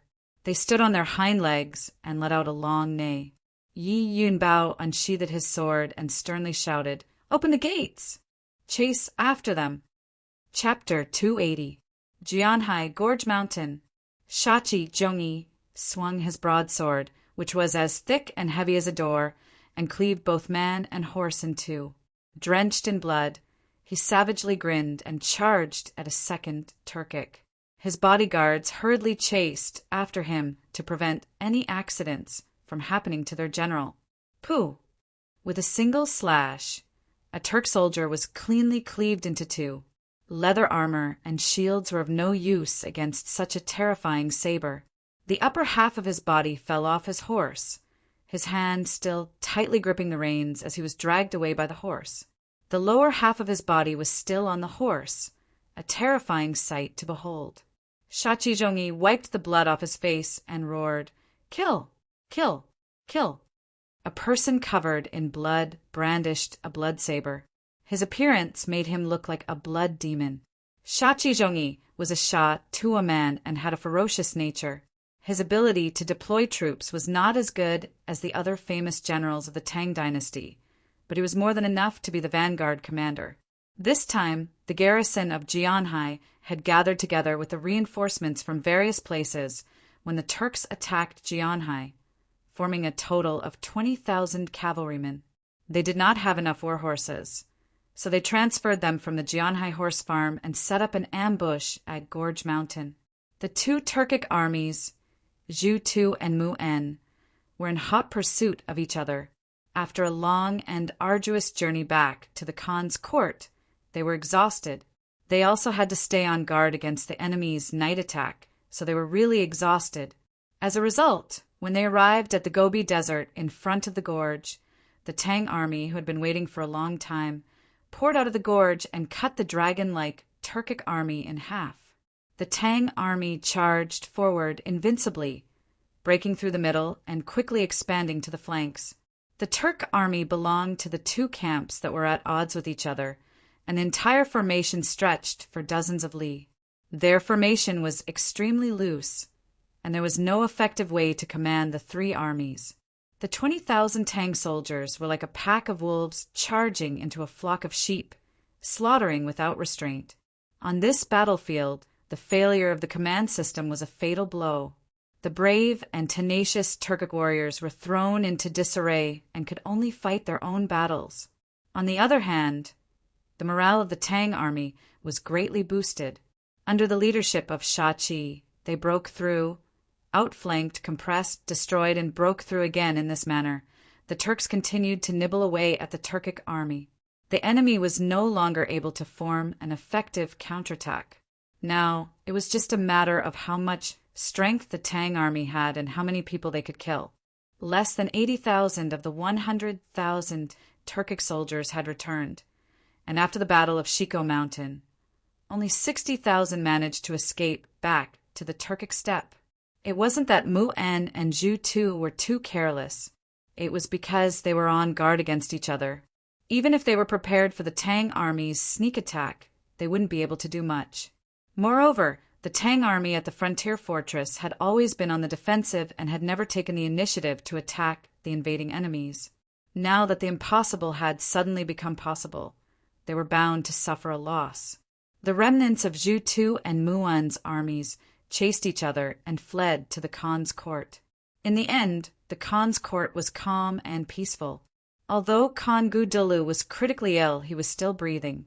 Moci had not ascended to the throne, and there was no internal strife between the tribes. Thus, a war of words began again. Mu-En accused Zhu Tu of cowardice and retreating on his own. Zhu Tu accused Mu-Si of winning over his subordinates and spreading false news of Moci ascending to the throne. Mu-Si could defend himself, but he could only complain of being wronged. Finally, some smart people figured out that there might be someone who looked like Mu-Si, so he pretended to be Mu-Si and provoked a war between the tribes of the steppe. But when this theory was brought up, it was sneered at and condemned as absurd. Then, Xiao Mumu brought up the old case of Mu-Si abducting his tribe to continue his condemnation. Gugulu was really dead. He was seriously ill, and he had died of anger. Thus, the tribes that were quarreling and cursing each other had an even more important topic: who would inherit the throne? At this critical moment, in order to win over the hearts of the people, Moto had no choice but to punish his son who had been complaining of being wronged. Regardless of whether Mu-Si was the culprit who had abducted the Ashid tribes, or whether he had really spread false news of the Khan's death, Moci decisively punished him by tattooing his face and sent him to the North Sea to herd sheep. Mu-Si and Mu-Hiue's marriage naturally fell through. Almost immediately, Moci remarried Mu-En and betrothed Mu-Hiue to his other son, Ashinayaju. According to the marriage customs of the Turks, after the death of one's father, elder brother, or uncle, the son could take all the other stepmothers, aunts, and sisters-in-law as his women, so it truly wasn't a big deal for one to be married off to another son. Then Moci urgently married the cousin of the Ashid tribe's great Yehuda Zhutu, and promised that once he became Khan, he would immediately make her the Khitan empress, in order to win the support of the Ashid tribe. Moci's sons were also fighting for support everywhere, but unfortunately they were not united. Everyone wanted to fight for the position of Khan, so their strength was scattered and Moci defeated them one by one. But if Moci wanted to obtain the final victory and unify the strength of the tribes of the steppe, it would still take a long time. The storm on the steppe could not be calmed for a while. After the Turks retreated, the Ming Wei garrison regained its former peace and tranquility. Those who had fled with the old and the young returned to their hometowns, and the small town became lively once more. Teneno walked alone through the streets, choosing a belt in front of a shop that had become prosperous again. Yesterday, she had found that Yang Fan's belt was so worn out that the edges were frayed. Today, when she was strolling around, she happened to see all kinds of leather belts for sale and wanted to help Yang Fan choose one. Just as she was carefully choosing, a person suddenly appeared beside her. The vigilance that Teneno had developed since she was a child had not disappeared. That person's sudden approach did not seem like a normal passerby looking at goods. Her hand immediately tightened around the sword at her waist, but when she turned around and saw that person's appearance, she couldn't help but be stunned. That person was a middle-aged man in his 30s. His appearance was very ordinary, and it was hard to tell what kind of physical characteristics he had at a glance. He was wearing an ordinary Han robe with a slanted collar and his hands held behind his back. He looked with a smile at the various belts on the stall, and then at Teneno before turning and leisurely walking away. Teneno's face was somewhat pale.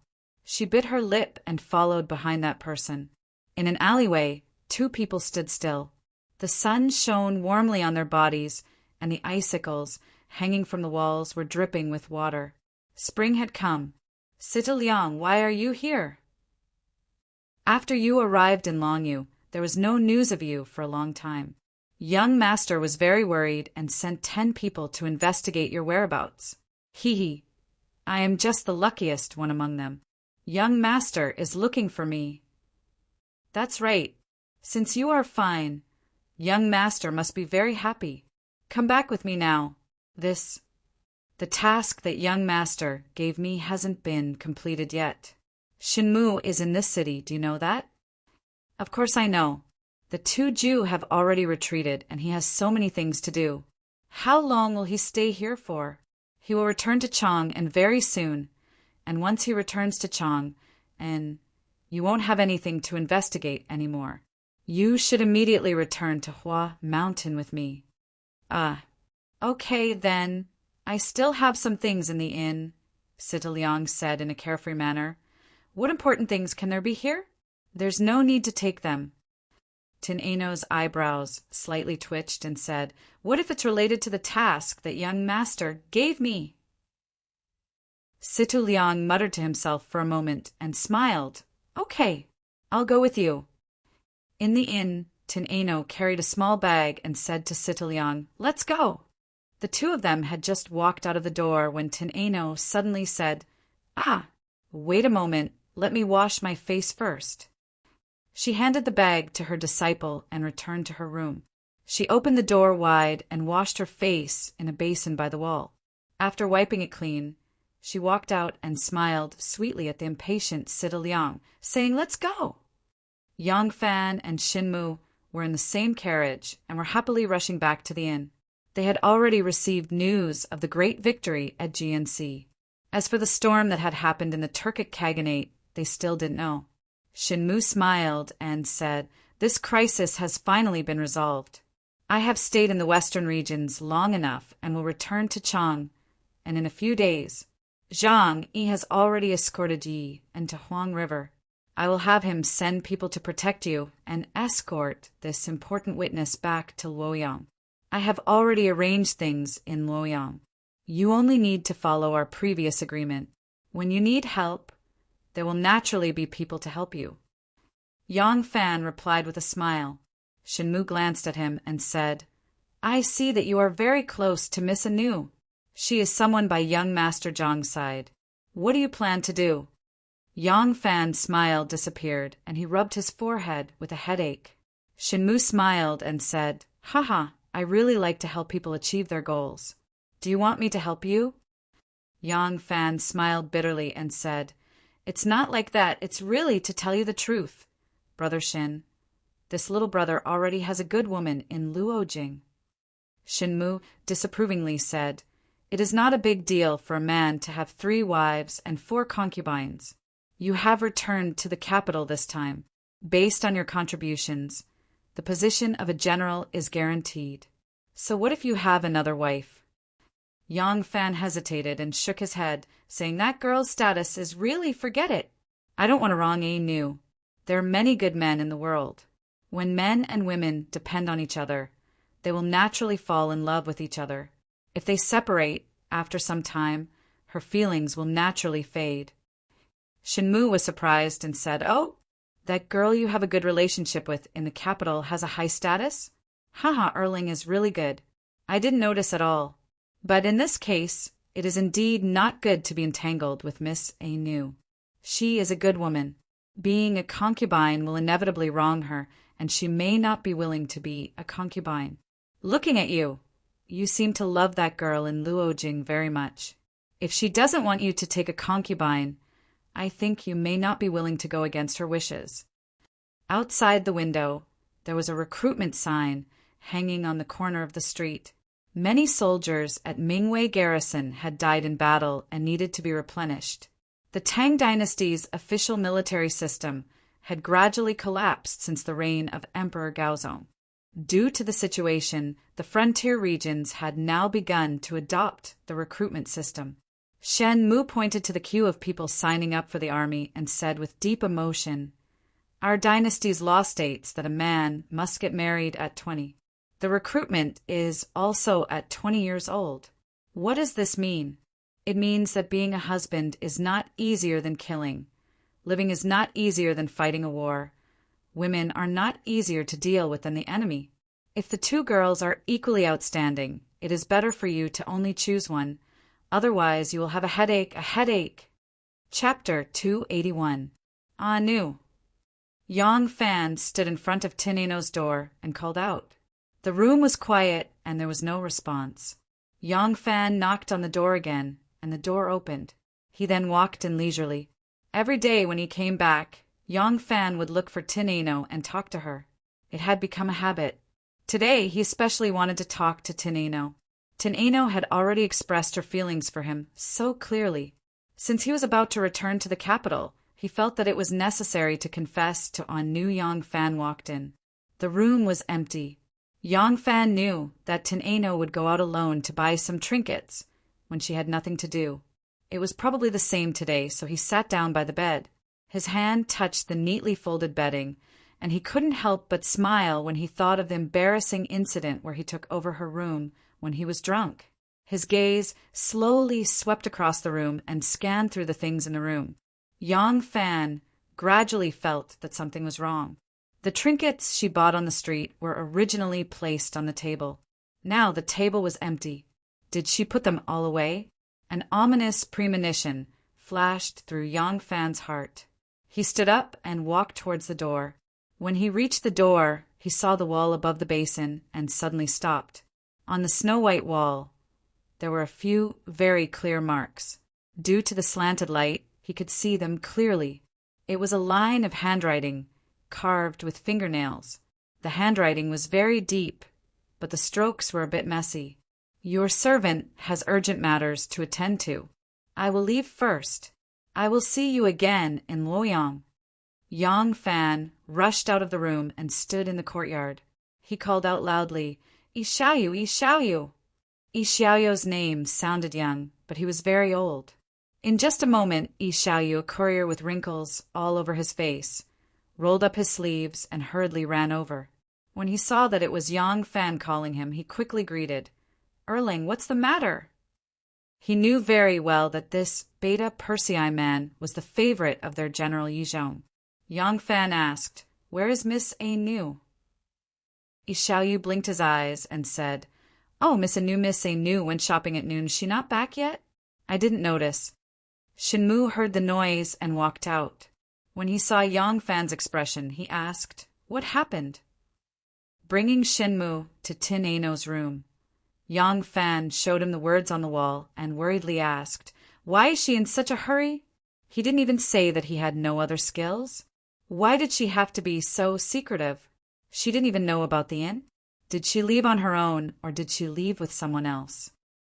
The more Yang Fan spoke, the more confused he became. He was afraid that something might have happened to Tin Ano. Shinmu's eyes flickered, and he could vaguely guess what happened. In fact, ever since he knew that Tin Ano was here and that she had appeared in the Tuju, the vigilant Shinmu already knew that young Master Jiang was suspicious of him. Miss A Nu was young Master Jiang's personal maid and the person that young Master Jiang trusted the most. It was highly possible that she came to Longyu for him. From then on, Shinmu ordered his men to take action secretly and started to erase all evidence that could be investigated. It could be said that even if Yang Fan betrayed young Master Jiang and became young Master Jiang's witness, young Master Jiang would not be able to find any concrete evidence of him expanding his influence in Longyu. Without evidence, he could not ask the elders of the family to help him. If it was just young Master Jiang who wanted to deal with him, he was not afraid. Since Tin Ano left these words, it meant that she had no choice but to leave. However, she was free to do so. Therefore, the only person who could force her to leave was young Master Jiang. Tin Ano had left for Longyu for more than 3 months, and there was no news of her. Young Master Jiang must have sent someone to look for her again. Thinking of this, Shin Mu said to Yang Fan, "Don't worry." Looking at these words, Miss A Nu should not be in danger. If I am not wrong, it should be because there has been no news of her for a long time. Young Master Jiang was worried and sent someone to look for her. Shinmu paused and smiled. Miss Anu naturally could not tell others that she is with you now. She could only leave with the person who is looking for her. Don't worry. Didn't she also say that she will look for you in Luoyang if there is a chance? This means that she is free. Shinmu's words made Yang Fan feel a little more at ease. However, when he thought of how Tin Ano left without saying goodbye, he still could not be at ease. A promise is not taken lightly, so people will not betray me. A promise is not taken lightly, so I will not betray anyone. As for him, did he make a promise to Anu? If he made a promise, did he betray her? If he did not make a promise, did he not betray her? Should he chase after her? The person who took her away was most likely young Master Zhang's men, as Shenmu said. What should he say after he caught up? What should he say? Shenmu saw him pacing back and forth in the room like an ant on a hot pan. She couldn't help but sigh. I knew it. You're just a person who eats from the bowl while looking at the pot. You say no, but you still can't let go of her in your heart. Yang Fan did not say anything and continued to work in the room. Shenmu said self-deprecatingly, "That's true. Why would I laugh at you? I am also like this. Sigh, this woman, either you don't touch her or once you touch her, it is not that easy to let go." Yang Fan continued to wander around the room until Shenmu was dazzled. Shenmu could not help but say, I say, if you really can't let go, then just marry her. Just say marry her, and I will help you snatch her away. Why are you pacing around like this? Are you still a man? Don't be afraid that the one in Luoyang will be unhappy. After all, the one in charge should be us men, right? Why are you afraid of her? Does this world belong to men or women? Yang Fan glanced at him and said in a muffled voice, This world belongs to the Empress. Shenmu was stunned and said embarrassedly, This was purely an accident. Yang Fan ignored him and turned to the side of the bed and sat down dejectedly. Shenmu glanced at him and asked, Then do you want to chase after her or not? If you want to chase after her, I can help you. Yang Fan opened his mouth and almost blurted out the word chase, but when it reached his throat, he forcefully held it back. Chase? What should I do after I catch up? What promise can I give her? He did not know what Wanner was thinking. Yang Fan lowered his head and thought for a while. He slowly shook his head and said bitterly, Forget it. What has to go will go eventually. It's good that she left. Shenmu looked at his sad face and could not help but raise his head and let out a long sigh. Chi-Chi, when will you be willing to leave? Spring had come, and the trees were full of peach blossoms. Wanner sat by the window with her hand resting on her cheek. She stared at the peach blossoms in the courtyard, and her mind had already drifted to the west. That enemy said he would come back when the plum blossoms were in full bloom. Now that the peach blossoms are in full bloom, where are you? I just want to send you a letter to express my longing for you.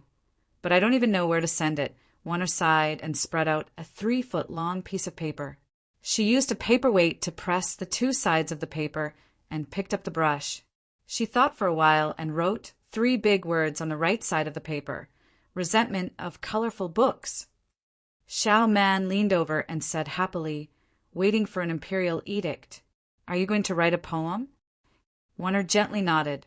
She and Xiao Man were 2 people. One of them missed her lover who was far away in a foreign land. For the sake of fame and a bright future for both of them, one of them missed her elder brother, whose life and death were unknown. Others who did not have the same experience would not be able to understand this kind of longing. But for the 2 of them, talking to each other resonated with each other. Therefore, they had become bosom friends and were like sisters. When Xiao Man was not on duty, she liked to come to sit for a while and listen to her play the zither and recite poems.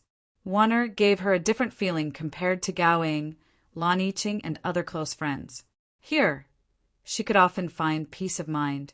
Wanner dipped the brush in ink and wrote, Flowers bloom in Luoyang Palace, thinking of you for thousands of miles. The fragrance of dew is cold, and the moon is empty. I want to play the music of the East Plain, and I am greedy for the Book of the West. There is no other meaning in the book, only sorrow. Wanner had not finished writing when a palace maid's voice suddenly came from the courtyard. Your servant greets your highness. Wanner raised her head and looked out the window. She saw Princess Taiping walking slowly into the courtyard.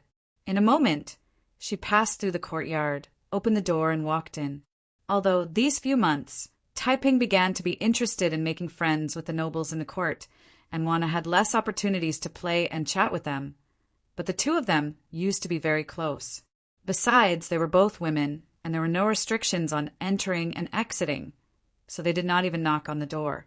When Juaner saw that, she actually pushed the door open and walked in. She could not help but be shocked. Taiping was intelligent and talented. This poem had time, place, and the whereabouts of the person she was thinking about. If she saw it, she would know that it was a portrayal of her current mood. The person she was complaining about was herself, and the person she was thinking about was in Lanyu. Juaner panicked and hurriedly lowered her head, pretending to be focused, and did not notice her arrival. Taiping entered the room. Xiao Man hurriedly bowed and said, "Xiao Man greets your highness." Princess Taiping smiled and waved her hand. She floated to the side of the table. When she lowered her head to look, Juaner had already erased the words Luoyang Palace, Book of the Western Regions in the poem, which clearly showed that she was the person she was complaining about and the whereabouts of the person she was thinking about. Taiping said, "Resentment of the colored book? Juaner is composing a poem?" "Ah, the princess is here." Juaner was deep in thought and did not notice. Shanghai Juaner pretended to be surprised. Taiping sat down next to her and said, "You and I have not talked for many days. Today I have some free time, so I came to see you. What are you writing? Let me see." Shanghai Juaner smiled and said, "I have nothing to do, so I imitated the resentment of the palace poem to pass the time. It's just that Juaner does not have this kind of state of mind, so I can't imitate it. I have made a fool of myself." Princess Taiping smiled and said, "You grew up in the palace, so you do not know the matters between a man and a woman. If you want to imitate the resentment of a woman who is thinking about her husband, how can you learn it? I see that when you write poems, you always write them in one stroke. This is the first time. It's written very well. Let me see." Princess Taiping's eyes flashed. She carefully read the resentment of the colored book that was hastily changed. Her heart was filled with suspicion. Chapter 282. Princess Taiping stared at the poem, her pair of charming eyes slightly narrowed. Shanghai Juaner was sitting on the side, quietly looking at her expression. She felt uneasy. Princess Taiping looked at it for a long time. She chuckled and said, "This wanting to play the song of Dong Yuan, greedy for the book of Jibei, doesn't seem to match well. It would be better if it was changed to Jiangnan song." Shangguan Wan heaved a sigh of relief and said, "Ah, that's right. Jiangnan song is also an ancient song. It's more suitable for this book of Jibei." She picked up the brush and ticked off the song of Dong Yuan and wrote Jiangnan song next to it. Princess Taiping smiled faintly and said, "This line of yours, under the leaves at the beginning of Dongting, it doesn't match the current situation." Shanghai Juaner smiled and said, "That's okay. I just said that I had nothing to do, so I casually scribbled a few strokes of the poem Palace Resentment. It's not a suitable work for the current situation. In Chu Yuan's Lady Xiang, it says, 'The autumn wind curls up under the leaves of the trees in Dongting.' The artistic conception is quite similar to resentment, so I used it. Princess, please don't laugh at me." Princess Taiping smiled and put down the poem. Then she chatted with Shanghai Juaner about something else. Shanghai Juaner saw that Princess Taiping no longer paid attention to the poem. She felt relieved. They chatted for a while.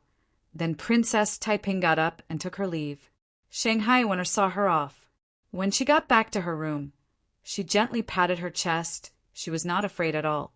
Princess Taiping left Shanghai Juaner's residence and walked out of the Museum of History. The faint smile on her face disappeared like the wind. Her pair of black eyebrows slightly frowned. The suspicion just now floated up in her mind again. Juaner was talented in poetry. She did like to write poems. But she was an unmarried girl, so it was a bit strange for her to suddenly imitate others and write a poem of maiden resentment. Furthermore, with Juaner's poetic talent, it could be said that her words were eloquent. When had she ever seen her scribble on a poem for a long time? especially when she made the mistake of Song of the East Plains and Book of the North of G? Princess Taiping couldn't help but think of the part that Shanghai one had altered. If she felt that the original sentence was inappropriate, she could just cross it out. Wasn't the sentence Dong Yuan's song also crossed out?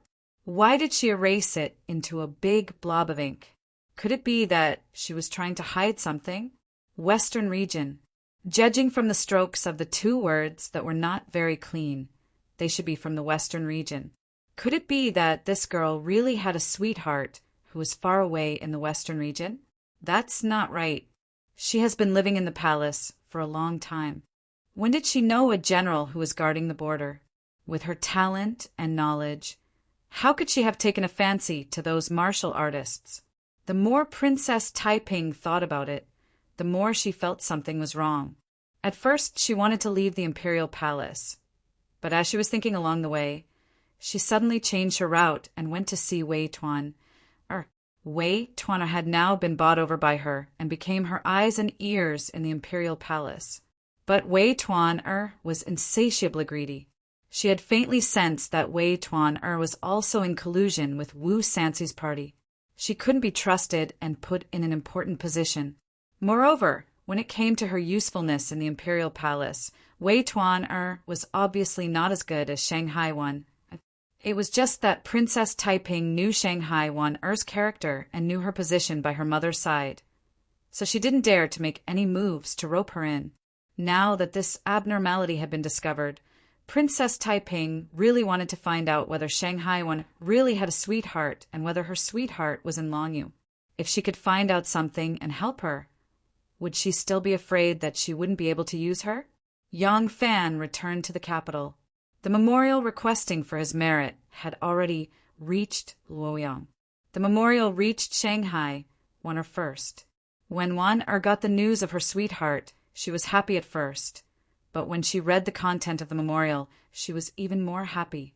When Wu Zetian was about to leave the court, she put the memorial on the top. Wu Zetian was also overjoyed when she read the memorial. This was something worth flaunting after she ascended to the throne. It was a very glorious matter, and the person who made the greatest contribution came from the Featherwood Guard, from the 100 Steeds, from her personal guards of the emperor. This made her especially happy. The news spread quickly. Wu Yi of the Yulin Guard and Xue Huai of the White Horse Temple were very happy. Yang Fan was one of the 100 Cavalry, and he was Wu Yi's direct subordinate. Xue Huai was also happy that he had such an outstanding disciple.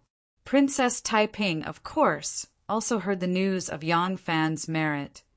Everyone, the 100 cavalry bodyguards, have returned to the capital. They are now waiting outside the Meridian Gate for the decree. Shanghai one, I had just left the court and was sitting in Wu Qing Hall. She bowed and reported to Wu Zetian.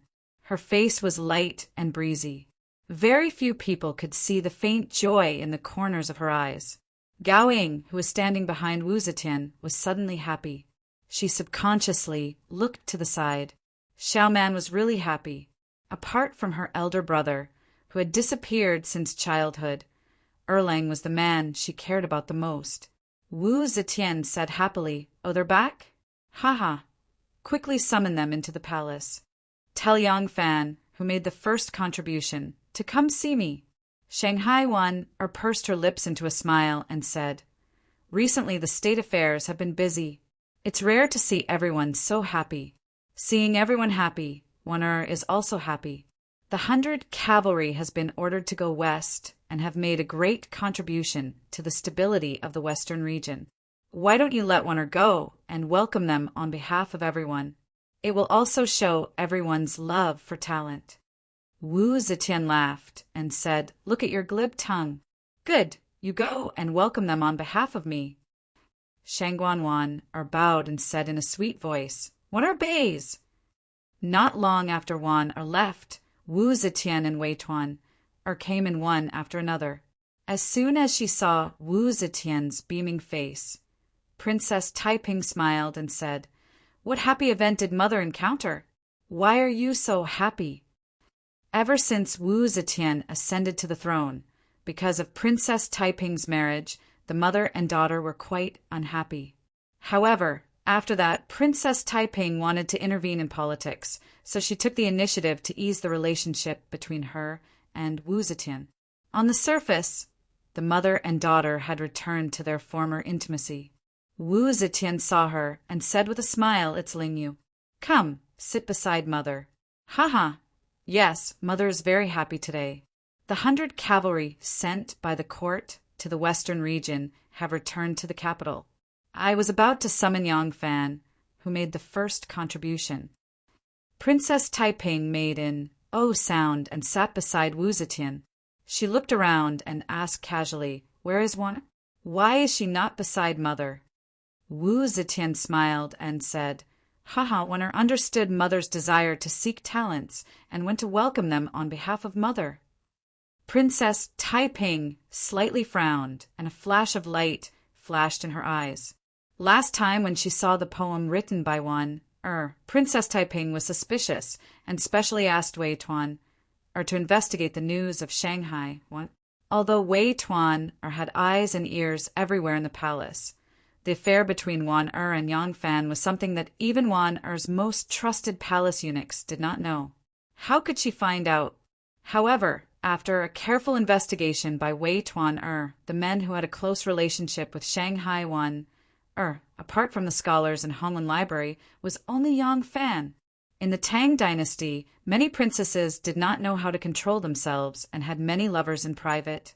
Under such circumstances, a young and beautiful woman like Shengguan Wan'er, who also had the means and opportunities to interact with men, naturally had many rumors about her, such as rumors of her having an affair with some gifted scholar or scholar. Although the rumors outside were true, Princess Taiping, who was involved, knew that they were all nonsense. Only this Yang Fan, she had never heard Wan'er talk about him. How could they be so close? At that time, Princess Taiping was already secretly suspicious, but she still did not believe that a talented woman who could weigh the world would really like a martial artist. At this time, when she heard that Shanghai Wan'er had volunteered, Princess Taiping unconsciously thought of the poem, the resentment of the colored palace, and the 2 words Western regions that were erased by Shanghai Wan'er. The shadow of suspicion crept into her heart. Could it be that Wan'er really likes him? Is there an affair between them? Jealousy was like a poisonous snake, quietly coiling around Li Lingyue's heart. Today, I want to see if there really is an affair between you two. If it really is a pair of adulterous men and women, I will not let you two be happy. Princess Taiping slowly clenched her fists, her nails piercing into her palms. Wan'er led 2 little palace maids and 2 little eunuchs, walked briskly to the palace gate, and then suddenly stopped. She calmed herself down a little before walking out of the room. With just one glance, she saw Yang Fan. With just one glance, there was no other person or thing in her eyes. Her eyes slowly became moist. Not seeing him for one day was like 3 years. How long had these days and nights been? This enemy finally came back. Seeing his smiling eyes, Wan'er felt her heart beat faster. Looking at his skinny face, she couldn't help but feel a pang of sadness. This enemy, he risked his life to fight for me. How much did he suffer in this life and death struggle? Wan'er took a deep breath and forcibly suppressed the excitement in her heart. Step by step, she walked towards them. When she was in front of them, she stood still and said, "Soldiers, you have worked hard." When the saint heard that you all came back, he was very happy. Soon, he will summon General Wu Yi to reward you according to your achievements. You all should go back and rest. On the day of the reward, maybe the saint will personally receive you. Huang Xuchang and the others were overjoyed and quickly bowed to thank her. Wan'er glanced at Yang Fan alone, pretending to be calm, and said, "Bodyguard Yang, the saint wants to see you. Please come with me." After that, she hurriedly turned around, afraid that if she stayed any longer, her face would show that something was wrong. Huang Xuchang and the others knew that Yang Fan would definitely be promoted. Their eyes were full of eagerness as they looked at him. However, although they were envious, they couldn't be jealous. This credit was obtained by him risking his life. It was already extremely benevolent of him to share some of the credit with them. Yang Fan was the real first credit, and they couldn't take it away even if they wanted to. Yang Fan followed half a step behind Wan and the two of them didn't look around. They both had a stomach full of things to say, but there was a pair of palace maids and a pair of eunuchs behind them, so they could only force themselves to be patient. Yang Fan could still use the corner of his eyes to look at the other's beautiful figure. Wan was very close to her lover, but she couldn't even see his figure. How could she be patient? Cough! Bodyguard Yang. Shanghai Wan purposely paused her steps and walked shoulder to shoulder with Yang Fan. She casually waved her hand, and the two palace maids and the two eunuchs behind her understood and moved further away. Chapter 283. Shangguan Wanner tilted her head and whispered, "You! I haven't heard from you since you left. I can't find you, and I don't know any news about you. I'm worried, and I miss you. I miss you so much." That voice was full of emotion, and it made Yang Fan's heart tremble. He looked up and saw Shanghai Wanner's charming eyebrows slightly raised. She was staring at him with eyes full of affection. He couldn't help but say, "Wanner, I miss you so much in the western region." "No way." Wanner pouted and said sourly, "Don't you have any news about me? You said you would come back when the plum blossoms are in full bloom.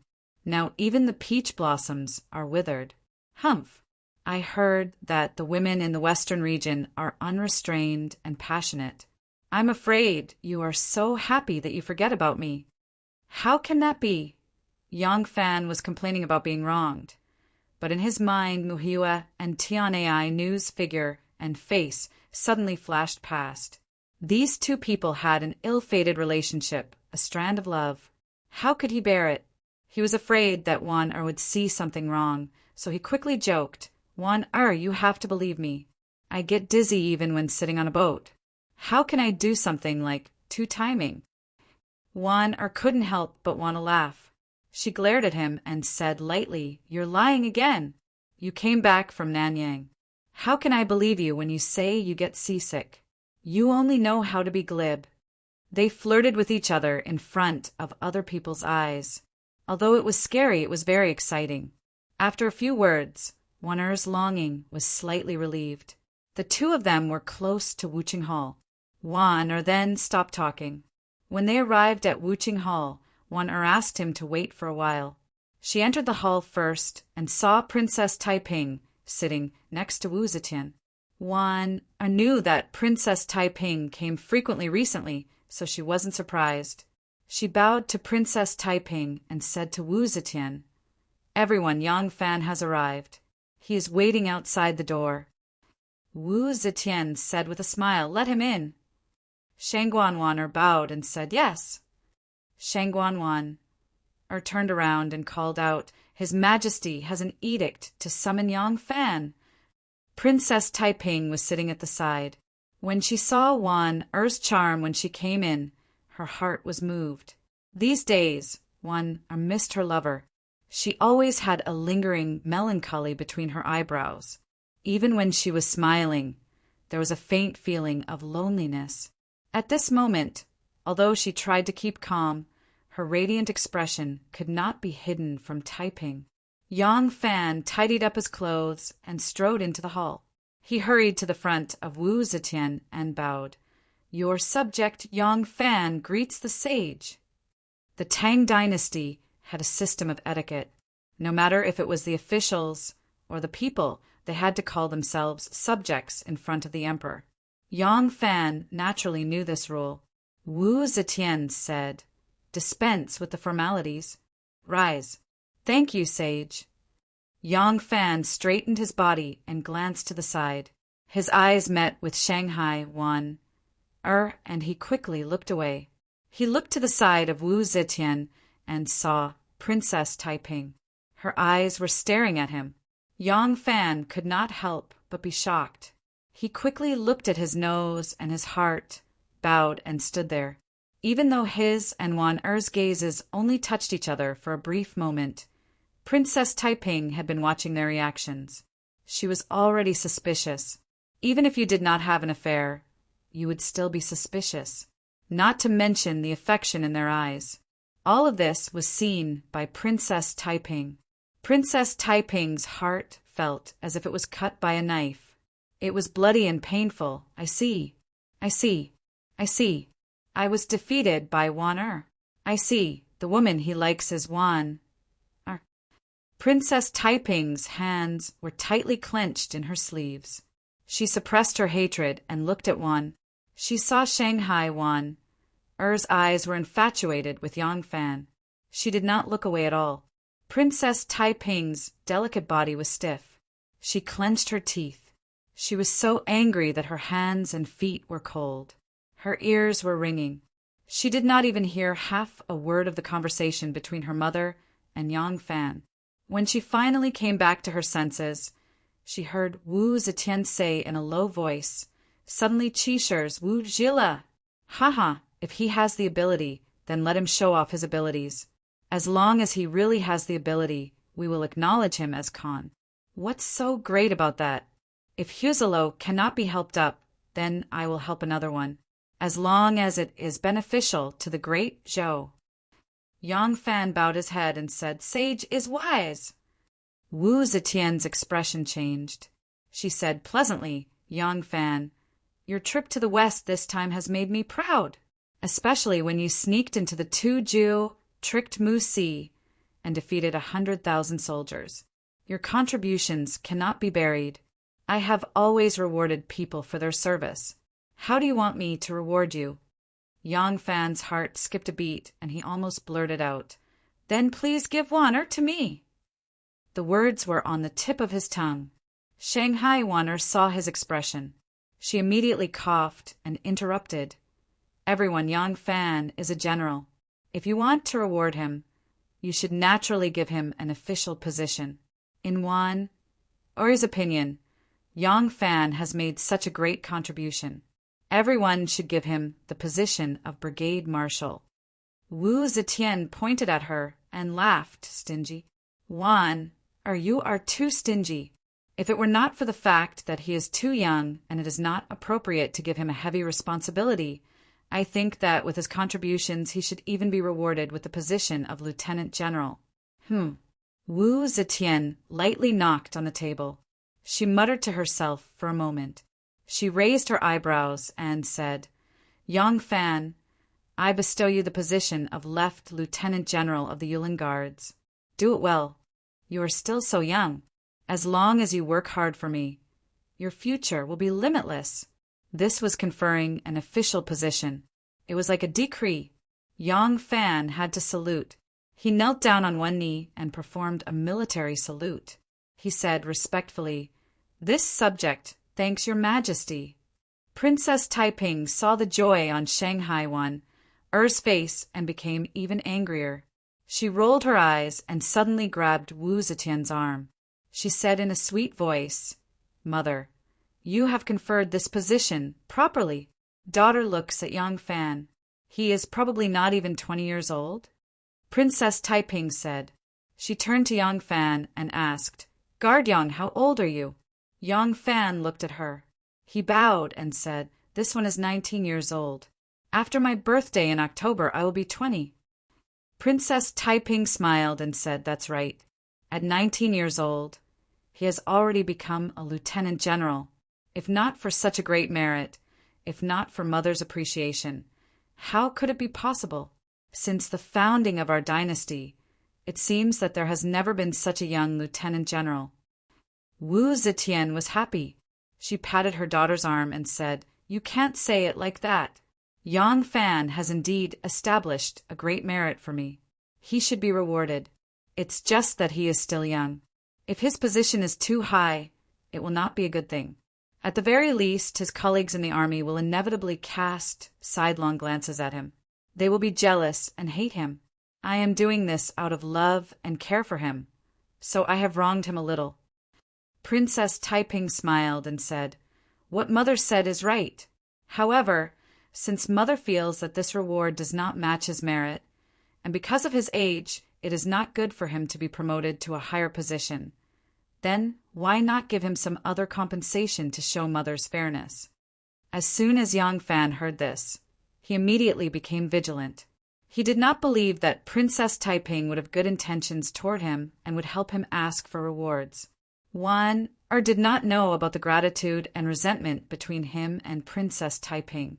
As soon as she heard what Princess Taiping said, it was exactly what she wanted. If she could help her lover obtain more benefits, she would naturally do her best. She hurriedly said, "Princess, words are reasonable. Since everyone feels that this reward is somewhat unfair to Yang Fan, why not reward him with some money and silk?" Wu Zetian listened to the two of them talking back and forth. She could not help but feel somewhat moved. She muttered, Then what should I reward him with? Silk, cloth, gold and silver utensils, or a house?" Princess Taiping covered her mouth and laughed. "Mother, these rewards are a bit tacky. Besides, guard Yang. Now he should be called Yang Lang Jiang." Princess Taiping glanced at Yang Fan. Her gaze was like a knife. "Yang Lang Jiang does not have a family, right?" Yang Fan bowed and said yes. Princess Taiping smiled like a flower. "Yang Lang Jiang does not have a family. Mother, what is the use of giving him these things? Actually, with his age, he is too young to be a Lang Jiang. Mother, why not bestow him a wife? He is a man. Once he has a family, he will appear mature. Marriage bestowed by the Son of Heaven is a good story in our dynasty." Yang Fan and Wan were startled at the same time. Yang Fan was about to open his mouth to speak when Wan gave him a stern look and stopped him. Accompanying the emperor was like accompanying a tiger. Wan often accompanied the emperor and knew Wu Zetian's temperament. She did not dare to let Yang Fan interrupt at this time. Princess Taiping quickly glanced at Yang Fan and Wan. Seeing their expressions, she sneered in her heart. She was sure that Wan would not dare to tell her mother about her private affairs at this time. Looking at their dumbstruck expressions, an inexplicable pleasure rose in her heart. She turned her head and gave Wei Tuaner a look. Although Wei Tuaner did not understand why she was so keen to help this newly promoted general choose a wife, she knew that she wanted her to help when she saw the look she gave her. She quickly clapped her hands and said, "Princess is right. Yang Fan performed meritorious deeds in the Western region. The Son of Heaven personally bestowed a beautiful wife. This is a good story that will go down in history." A smile appeared on Wu Zetian's face. She slowly nodded and said, "Hearing what you said, I really have the interest to be a matchmaker." Speaking of which, I have never been a matchmaker in my life." Wu Zetian looked at Yang Fan with a smile. It was rare for her to show a kind face. "Yang Fan, where are you from? Who are your family members?" Yang Fan received an anxious look from Wan. He had no choice but to bite the bullet and answer, "Reporting to your majesty, I am from Jiaoji. I work as a farmer for a living. My parents died when I was a child. I have no other relatives in my family." "I see." When Wu Zetian heard this, she couldn't help but hesitate. She originally thought that since Yang Fan was a member of the 100 imperial bodyguards, he would be the descendant of a military official. He was from an official's family, so if she gave him a low-level official's daughter, it would be a good match. Now she heard that his hometown was far away in Jiaoji. Moreover, he was from a peasant family. This marriage would not be easy. Princess Taiping glanced at Wan, who was pretending to be calm. She smiled and said to Wu Zetian, "Mother, can't you think of a suitable woman to marry Lang General Yang? I have the best candidate here. I just don't know what Mother thinks." Chapter 284. Wu Zetian was surprised and said, "Oh, daughter has a suitable candidate in mind. Quickly tell me." Princess Taiping took another look at Yang Fan, and then her eyes swept past Shanghai, Wan Er's face. She saw the two's nervousness in her eyes and was extremely pleased. She was like a cat playing with a mouse under her claws, patiently and slowly said, "Mother, if I remember correctly, Miss Xiaoman is also an orphan with a miserable life. Xiaoman. Wu Zetian turned around and looked behind her. Niu was worried about Yang Fan and Shangguanjie. She did not expect Princess Taiping to suddenly point the spearhead at her. She could not help but stare in astonishment. Princess Taiping said, Xiaoman is now Mother's bodyguard female official. Her rank is Due, which is not much lower than Yang Fan's. Whether it is family background, identity, or status, it can be said that they are well matched. Moreover, one belongs to the cavalry and the other belongs to the internal guards. They are both Mother's most trusted guards. Mother, do you think this is a perfect match? Wei Tuaner immediately clapped her hands and praised. Wonderful, wonderful. What the princess said is very reasonable. Why don't we agree that Xiaoman and Yang Fan are a match made in heaven? They look like a perfect match.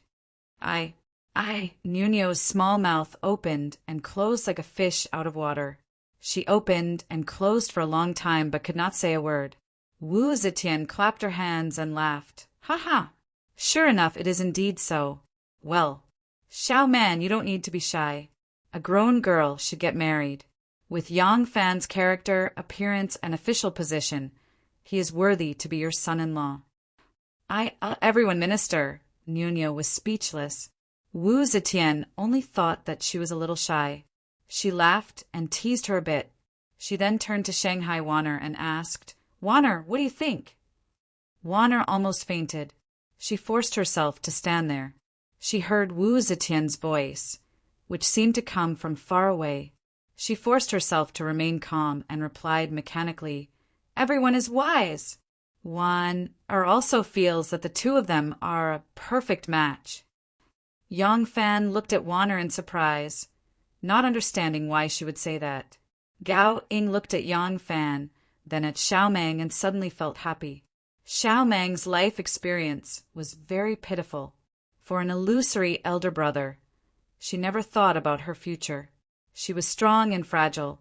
She was strong for her elder brother, but she was also fragile for her elder brother. She had never lived a good day for herself. Erlang was the only man she liked and was close to. If she could marry Erlang, she would have someone to rely on for the rest of her life. Presumably, the shadow of her childhood would also gradually fade away. If the emperor hadn't arranged the marriage like this, who knew how long Xiaomang, this stubborn blockhead, would have tortured herself for her damned elder brother. Thinking of this, Gao Ying's elegant eyebrows slightly curved. Wu Zetian slapped the imperial table and loudly said, Good. Then it's settled. I will personally arrange the marriage and bestow Xiaoman and Yang Fan as wives. Xiaoman is a female official by my side, and I am the matchmaker for this marriage. Since Yang Fan has no relatives in the capital, I have to be his bride's family. Wanner, Tuaner, all the wedding necessities will be paid for by the palace treasury. You too, arrange it for them, haha. Hearing this, Princess Taiping's mouth suddenly flashed a trace of a proud smile. No matter how good a sister is, if her man is stolen by her, can they still be sisters? Humph! Not only will I separate you and Wanner, I will also separate Wanner and Xiaoman, this pair of good sisters. Yang Fan, if you make me unhappy, I will make you unhappy. Shiguan, Wanner's residence. Wanner used the excuse that she wanted to discuss his marriage with Yang Fan and took him to her residence. As soon as they entered the room, Yang Fan, who had long been unable to bear it, angrily said, Wanner, why didn't you let me say it? What do you want to say? Wanner's face was pale, and she sadly looked at Yang Fan. She said, I also did not expect that Taiping would make such a mess of matchmaking. But at that time, other than obeying, what else could we say? Yang Fan wanted to say something, but stopped. He changed the topic and said, Say what? I will directly tell the emperor that the one I like is you, can't I? Why do you want to stop me? Wanna sadly shook her head and said, Erlang, you are so muddle-headed. If you say it, the two of us will be finished. Yang Fan said, Why? Because my current status is still not good enough for you. Wanner said, Everyone values family status. If the family is not right, everyone will not allow it. But everyone's temperament is firm, and they will not tolerate the slightest bit of betrayal and disobedience. If she knew that we had an affair right under her nose, she would immediately issue an order to kill you." Yang Fan said, "Then what should we do now?" Wana lowered her head and quietly said, "Xiaoman is a good girl. Her character and appearance are not bad. To be able to have her as a wife, it is your good fortune. I heard that she bought a lot of property in the capital. Once she marries you, she will use all of it as a dowry. To you it is also." Yang Fan listened impatiently. He grabbed her hands and asked, "I am saying, what about me and you?" Wanner raised her head to look at him. Her eyes were very confused. She was clearly looking at Yang Fan, but the focus of her eyes was not on his face. She said, What else can we do? Erlang, this is a marriage bestowed by the Emperor. Can you refute it? Then what about you? I will not marry for the rest of my life." As Wanner spoke, 2 lines of tears streamed down her face. Yang Fan said, "Wanner, you are my woman. We swore that we must be together." Wanner held back her tears and said, "Erlang, a marriage bestowed by the Emperor cannot be changed. A daughter bestowed by the Emperor must be a wife. Wanner can give up her status and only ask to be with you. But will my mother agree? My ancestor was the prime minister of the previous dynasty. The Shangguan family is a rich and powerful family in Guanlong. My ancestor offended the current emperor. Although he was punished for this and Wanner entered the palace because of this, my family background has not changed. In these years, the Shangguan family has also risen again. Even if you become a general of the Yulin Guard, my mother and the entire Shangguan family will not allow me to marry as a concubine." Yang Fan gritted his teeth and said word by word, "A marriage bestowed by the Emperor! A marriage bestowed by the Emperor! What is so great about a marriage bestowed by the Emperor?" He moved his hand, and Shangguan Wanner threw herself into his embrace. Yang Fan held her slender waist tightly. He stared into her eyes and said in a low voice, "Wanner, remember you are my woman. You will always be. Our original discussion is still valid. I will work hard. One day, I will obtain a status that is worthy of you. I will let your family, your mother, accept me as a son-in-law." Shangguan Wanner's eyes were blurred with tears. She said slowly, But a marriage bestowed by the Emperor." Yang Fan said resolutely, "Wanner is mine, not any other man's. Nor will I stay alone for the rest of my life. If I want a marriage bestowed by the Emperor, then Wanner will belong to me. I want the Emperor to bestow Wanner to me. If this Emperor is not willing to bestow Wanner to me, then I will find someone who is willing to bestow Wanner to me to be the Emperor." Shangguan Wanner was aghast and grabbed his hand tightly. She said nervously, "Lang Jun, what are you doing?" Yang Fan said fiercely, "Since you call me Lang Jun, then listen to me obediently. A woman's way is not against the master." Shangguan Wanner said slowly, "You're so domineering." Before the word Dao could come out of her mouth, Yang Fan held the back of her head and deeply planted his lips on her little mouth that was wide open. "Sister Xiaoman, congratulations, congratulations!" Xie Xiaoman had just left Wucheng Hall. Seeing her coming, Xu Xiaosao came up to her with a smile. Xie Xiaoman's face was full of panic. She answered hastily, Oh, I'm not feeling well. I'll go back first. Talk to you another day." Gaoing, who had also just come off duty, followed beside her. She couldn't help but laugh when she saw her bewildered look. "Congratulations, Sister Xiaoman. Congratulations, Sister Xiaoman. You've married a general." Zhou Yuanbao was talking and laughing with the 2 palace maids. When he saw Xie Xiaoman, he hurriedly ran over. Xie Xiaoman was startled and panicked. "How did the news spread so fast?" I still have something to do. Talk to you later." Xie Xiaoman fled. She had only taken a few steps when she turned a corner of the hall and ran into eunuch Gao. Eunuch Gao first used his duck-like voice to let out a burst of laughter like a hen laying eggs. Then he congratulated, "Miss Xiaoman, your husband has to congratulate you here. Ha ha. Erlang is a handsome young man. He has a good character and great skills. Now that he has become a general, he is really a good match for you. Ha ha ha ha." Eunuch Gao was old and had a certain position in the palace. Xiaoman couldn't just say a few perfunctory words and leave, so she had to bite the bullet and stand still. Eunuch Gao beamed with joy. "It's rare for your husband to encounter such a thing in this palace. Ha ha ha ha. A marriage arranged by the emperor. How glorious! How glorious! Ha ha. Both of you are your husband's acquaintances. I will definitely accept this gift. Ha ha ha ha." Xia Xiaoman had goosebumps from his laughter.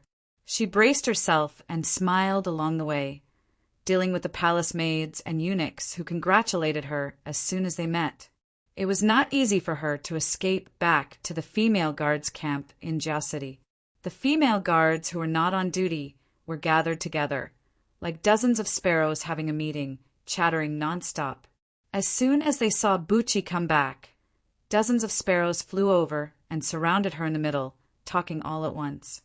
"Little sister Xiaoman, congratulations on getting yourself a good husband. Sister Xiaoman, you are so amazing. County Captain, I'm so jealous." Some of the bolder ones said something even more shocking.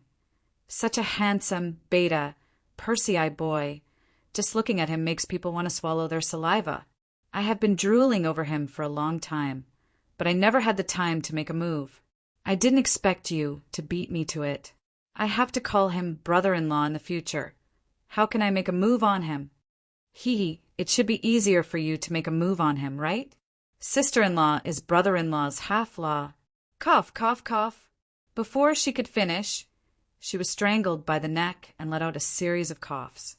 Xiaoman's head was about to explode. She begged for mercy in distress. "Sisters, Xiaoman's head hurts so much. I want to rest. Let's talk after I rest." Then she fled to her bedroom. The female guards looked at each other. "What's wrong with Xiaoman?" Gowing smiled and said, "She's probably too happy. I'll go see her." Chapter 285. When Yang Fan left the Hall of History, his heart was also at a loss. This loss was not directed at his and Wan Er's future. He knew that in front of the emperor, he would always be a small and lowly character. But as long as he wanted to achieve his goal, he would unswervingly walk down it without any doubt. Back then, when he was still a little child, in order to survive, he could escape thousands of li from Shaizhou to Guangzhou. When he was a little beggar who had no food or clothing, he could bravely take up the responsibility of raising and taking care of his younger sister. He was always optimistic and never depressed. When he returned to Luoyang, even though he knew that he had to fight against those enemies who had no trace of them and who had great power, he had never been depressed. Today, how could he give up on his own woman because of a word from the emperor? He was at a loss because he didn't know how to face Xiaoman. Xiaoman was a good girl. No matter if it was her character or appearance, there was nothing to pick on. As a woman, she was a military officer and had many properties in the capital. She was even more outstanding than a man like him. He had just made a name for himself. Becoming husband and wife with her was not out of the ordinary. In this day and age, when men and women married, they often only gradually understood each other after they had consummated their marriage. Not to mention large families. Even Pasta and Lu Junfan only knew each other and never had a deeper understanding of each other. To be married by the emperor and to such an outstanding woman. There was no one to pick from such a wife. However, he already had someone he liked, and he had always thought of Xiaoman as a cute little sister, a good friend, and a good confidant. Suddenly, her identity changed, and she was going to be the person who slept beside him. That kind of feeling was indescribably strange, especially Wan Er's inevitable sadness. He could not show this feeling of helplessness in front of Wan Er. Right now, Wan Er was sad and helpless. He had to be decisive and firm in order to give her something to rely on and hope. He could only suppress all kinds of thoughts in his heart until he left before he dared to show them. The more Yang Fan thought about it, the more irritated he became. The good mood he had when he had just returned to the capital was completely destroyed. Thought that Princess Taiping was just making fun of him, but he knew that this was Princess Taiping's revenge against him, and he could not fight back. Even if he fought back, he had already hurt two people. One was and the other was Xiao Man. Yang Fan was walking with a heavy heart. Suddenly, several halberd-wielding warriors walked towards him. There was a person in the middle. Seeing him, that person said in a strange tone, "Oh, isn't this Guard Yang? Oh, I'm wrong. It should be General Yang." He. Congratulations, General Yang. Yang Fan raised his head and saw that it was the commandant of the Golden Guards, Zhu Bin. When he first joined the army, he was no longer under the command, and they no longer had any contact. At that time, they no longer had any contact. Zhu of Yang Fan, and they know. Later, when Yang Fan joined the army, he was no longer under the command of Zhu of Jinwu, and they no longer had any contact. Occasionally in the palace, when he saw this old superior who had made things difficult for him, he would just nod his head and never say much. Unexpectedly, today, he took the initiative to strike up a conversation. Yang Fan thought that the other wanted to repair their relationship after seeing that he had been promoted. So he stopped and nodded. "So it's General Zhu. It's been a long time." Zhu Bin laughed coldly and said with a face full of jealousy, "Second Lang is so young and has already been promoted to General of the Imperial Army. Your future is limitless. When we old colleagues talk about you, we are all very envious. It's a pity that we are all big and burly and not handsome enough. We don't have the imperial edict, the princess to persuade us to marry, and steward way from the inner palace to help us make the sage like us. Otherwise, I would really like to go to the western regions for a stroll and come back to be promoted." Beside him, a guard with a halberd grinned cheekily and said, "Commandant, you're just saying that. You went to the western region and left behind the lives of dozens of your brothers. You used the blood of your brothers to stain your own future. You relied on women to gain fame and fortune. How could you do such a shameless thing?" Zhu Bin held his stomach and began to laugh strangely. The other imperial guards also laughed in a strange manner. Yang Fan was in a bellyful of vexation. Hearing their words, he couldn't help but glance at them coldly and lightly said, "I say, big brother, I am not a straw boat. You don't have to use me for your cheap use." That person's face immediately turned red, and he shouted, "Hey, I say, why can't you tell what's good for you? You can't even take a joke, so how can you turn hostile and start scolding people? Just because you've been promoted, you don't care about your old colleagues, do you? General Yang, I am a member of the Jinwu Guards. I am not under your control." Yang Fan sneered, "Words are for people to say. Fart is also for people to fart. Words are the same as fart. It's all just a breath. Since you said you didn't insult me, then there's nothing to say. I still have matters to attend to. Farewell." Zhu Bin stretched out his hand to stop him. With a sullen face, he said, "Yang Fan, you've gone too far. Seeing that you've been promoted, everyone congratulates you with good intentions. How can you hurt people with such malicious words? Aren't you looking down on me, Zhu Bin?" Yang Fan took a step forward and stood face to face with him.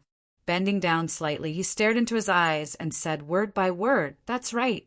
I am looking down on you. This Yang only cares about the people I care about, and you have never been in this range." With that, Yang Fan turned around and left. Zhu Bin was so angry that his face turned purple.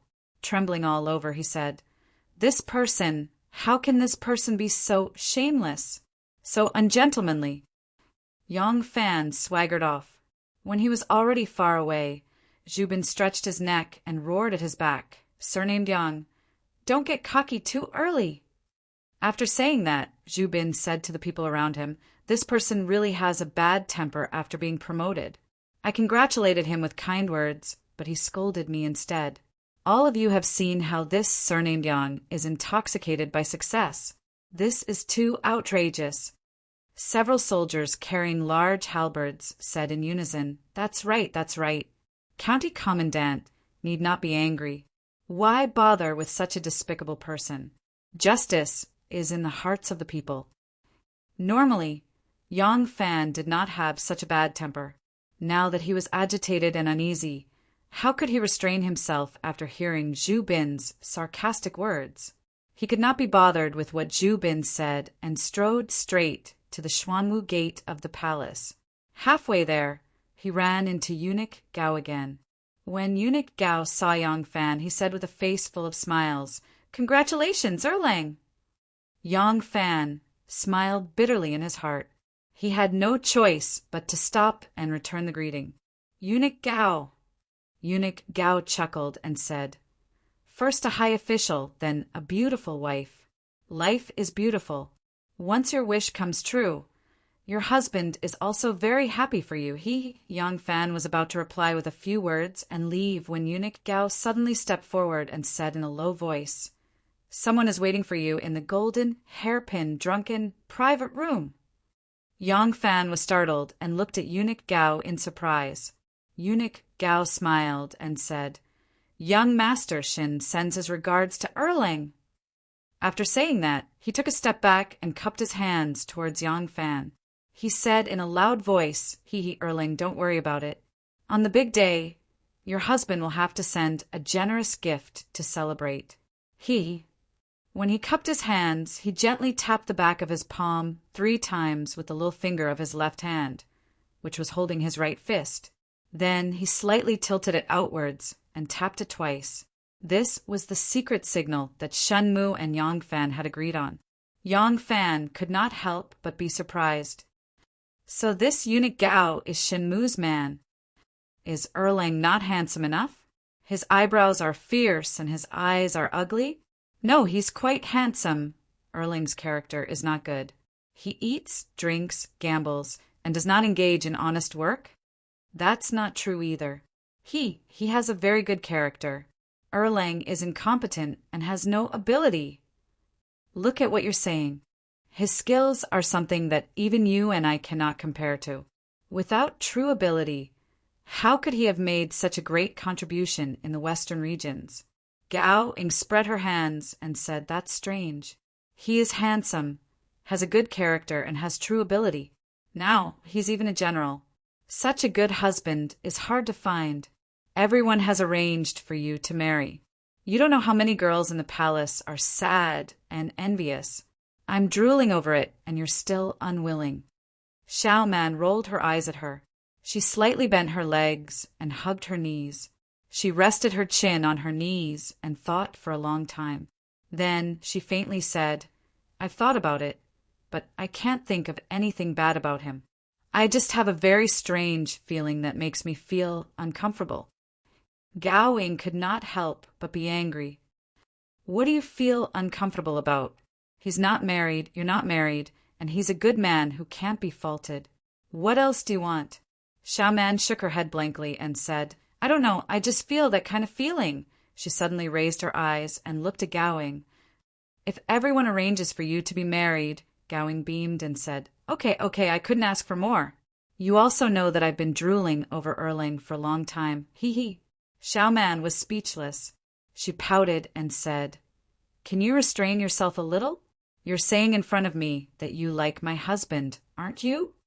Gao Ying rolled her eyes at her and said, Didn't you say you didn't want it? Xiao Man said angrily, Is it up to me to decide whether I want it or not? I feel a little uncomfortable in my heart, but I can't tell what's so uncomfortable about it. I mean, if everyone arranges for you to be married to Gao Chu, how would you feel? Gao Ying was stunned and said blankly, What nonsense are you talking about? Gao Chu? That stupid guy is my brother, okay? How can this be compared? Xiao Man said seriously, Yes, that's how I feel. Well, I can't tell you. Let me put it this way. For example, if everyone arranges for me to be married to you, how would you feel? Gao Ying laughed and said, You and I are both women. How can we get married? You're getting more and more ridiculous. But She hooked Xiaoman's chin and pretended to be lecherous. She giggled and said, "If I were a man, I would be so happy that I wouldn't be able to sleep all night to have such a charming and lovely wife like you." As she said that, she even raised her eyebrows very wickedly. Xiaoman hid her hand away and said listlessly, "That's how I feel. I've always treated him as a brother and a friend, and suddenly he's my man. It's really so awkward." Gowing turned around and sat down next to her. She said earnestly, "It's better than marrying a stranger you've only met once, and you don't know anything about his temperament and behavior, right? Xiaoman, don't worry about it. Do you know how lucky you are?" Xiaoman raised her head and stared at Gowing. She asked, "Am I very lucky?" Gowing nodded very hard, and a touch of sadness and melancholy floated in her eyes. She really liked Erling, but the falling flowers yearned, but the heartless water flowed. Chapter 286. Just after midnight, Yang Fan, dressed in casual clothes, slowly walked into the drunken Golden Hairpin restaurant. Professor Jiu welcomed him politely, not recognizing him at all as the customer who had once disguised himself as a merchant from the western regions. Although businessmen had a good memory, it had been too long since that incident. Yang Fan said, "I have an appointment to meet someone in the Sky private room." Professor Jiu said, "Please come in. Your guest hasn't arrived yet. Please take a seat first." Professor Jiu invited Yang Fan into the Sky private room. He placed 4 types of dried fruits and a pot of boiling water on the table, considerately closing the door for him. As soon as the door closed, Yang Fan let out a long sigh. Coming here, he couldn't help but think of Tin Ano. Back then, they had worked together to scheme against Lu Junpan here. Now that he was sitting here, the past was still vivid in his mind. Exotic Hu music came from outside. When he walked in, 2 enchanting Hu women were twisting their waists and hips on the stage, looking very charming. What Yang Fan thought of was Tin Ano's Hu Xian. One was the woman he deeply loved, and Anu was the woman who deeply loved him. But in the end, he was going to marry a 3rd woman. The heavens really knew how to tease people. Yang Fan didn't know whether to laugh or cry. He knew that Xiaoman was filled with bewilderment because of this, and it was obvious from her expression at that time. In his almost 20 years of life, he had encountered too many bizarre encounters, but as far as he was concerned, none of them were more bizarre than what had happened today. Listening to the Hu music, he was lost in his thoughts. Before he knew it, the appointed time had arrived. 2 people were talking to each other at the door. One of them was Professor Jiu. Professor Jiu laughed and said, "Please come in. This is the room. The guest you have an appointment with has been waiting for a long time." Then a slightly deep voice that was as gentle and magnetic as a flute said, "Got it, you may leave." As soon as he heard this voice, Yang Fan suddenly raised his head and looked towards the door in astonishment. As soon as the door was opened, a young scribe was standing there, wearing a turban on her head, wearing a stone-green scribe's robe, with a leather belt around her waist. Her lips were red and her teeth were white.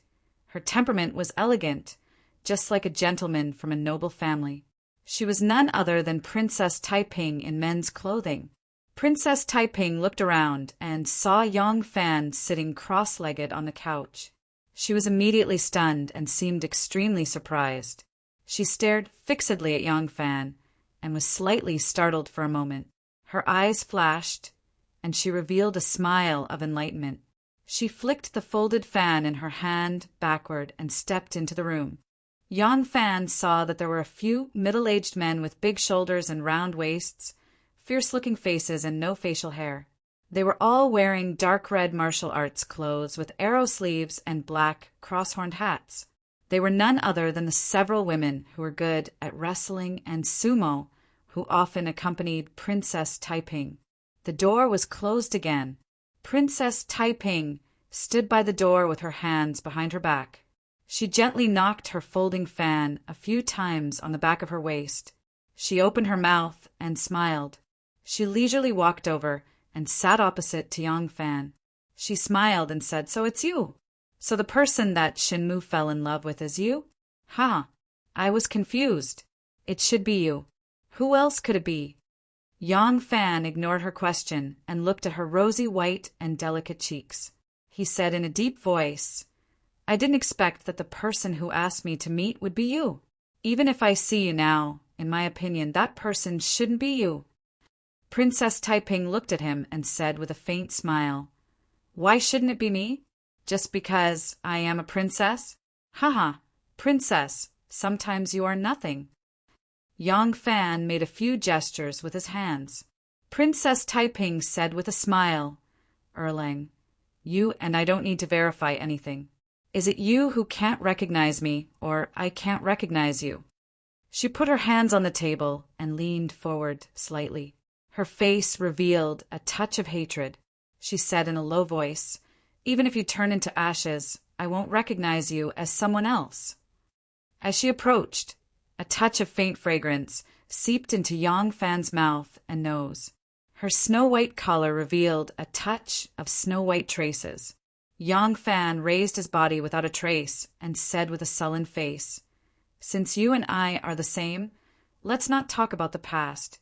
Let's talk about serious matters. Bang!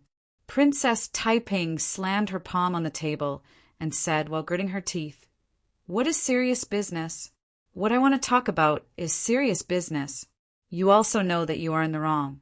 You dare not argue with me. Nonsense. What do I have in the wrong? Just because I didn't agree to be your gigolo?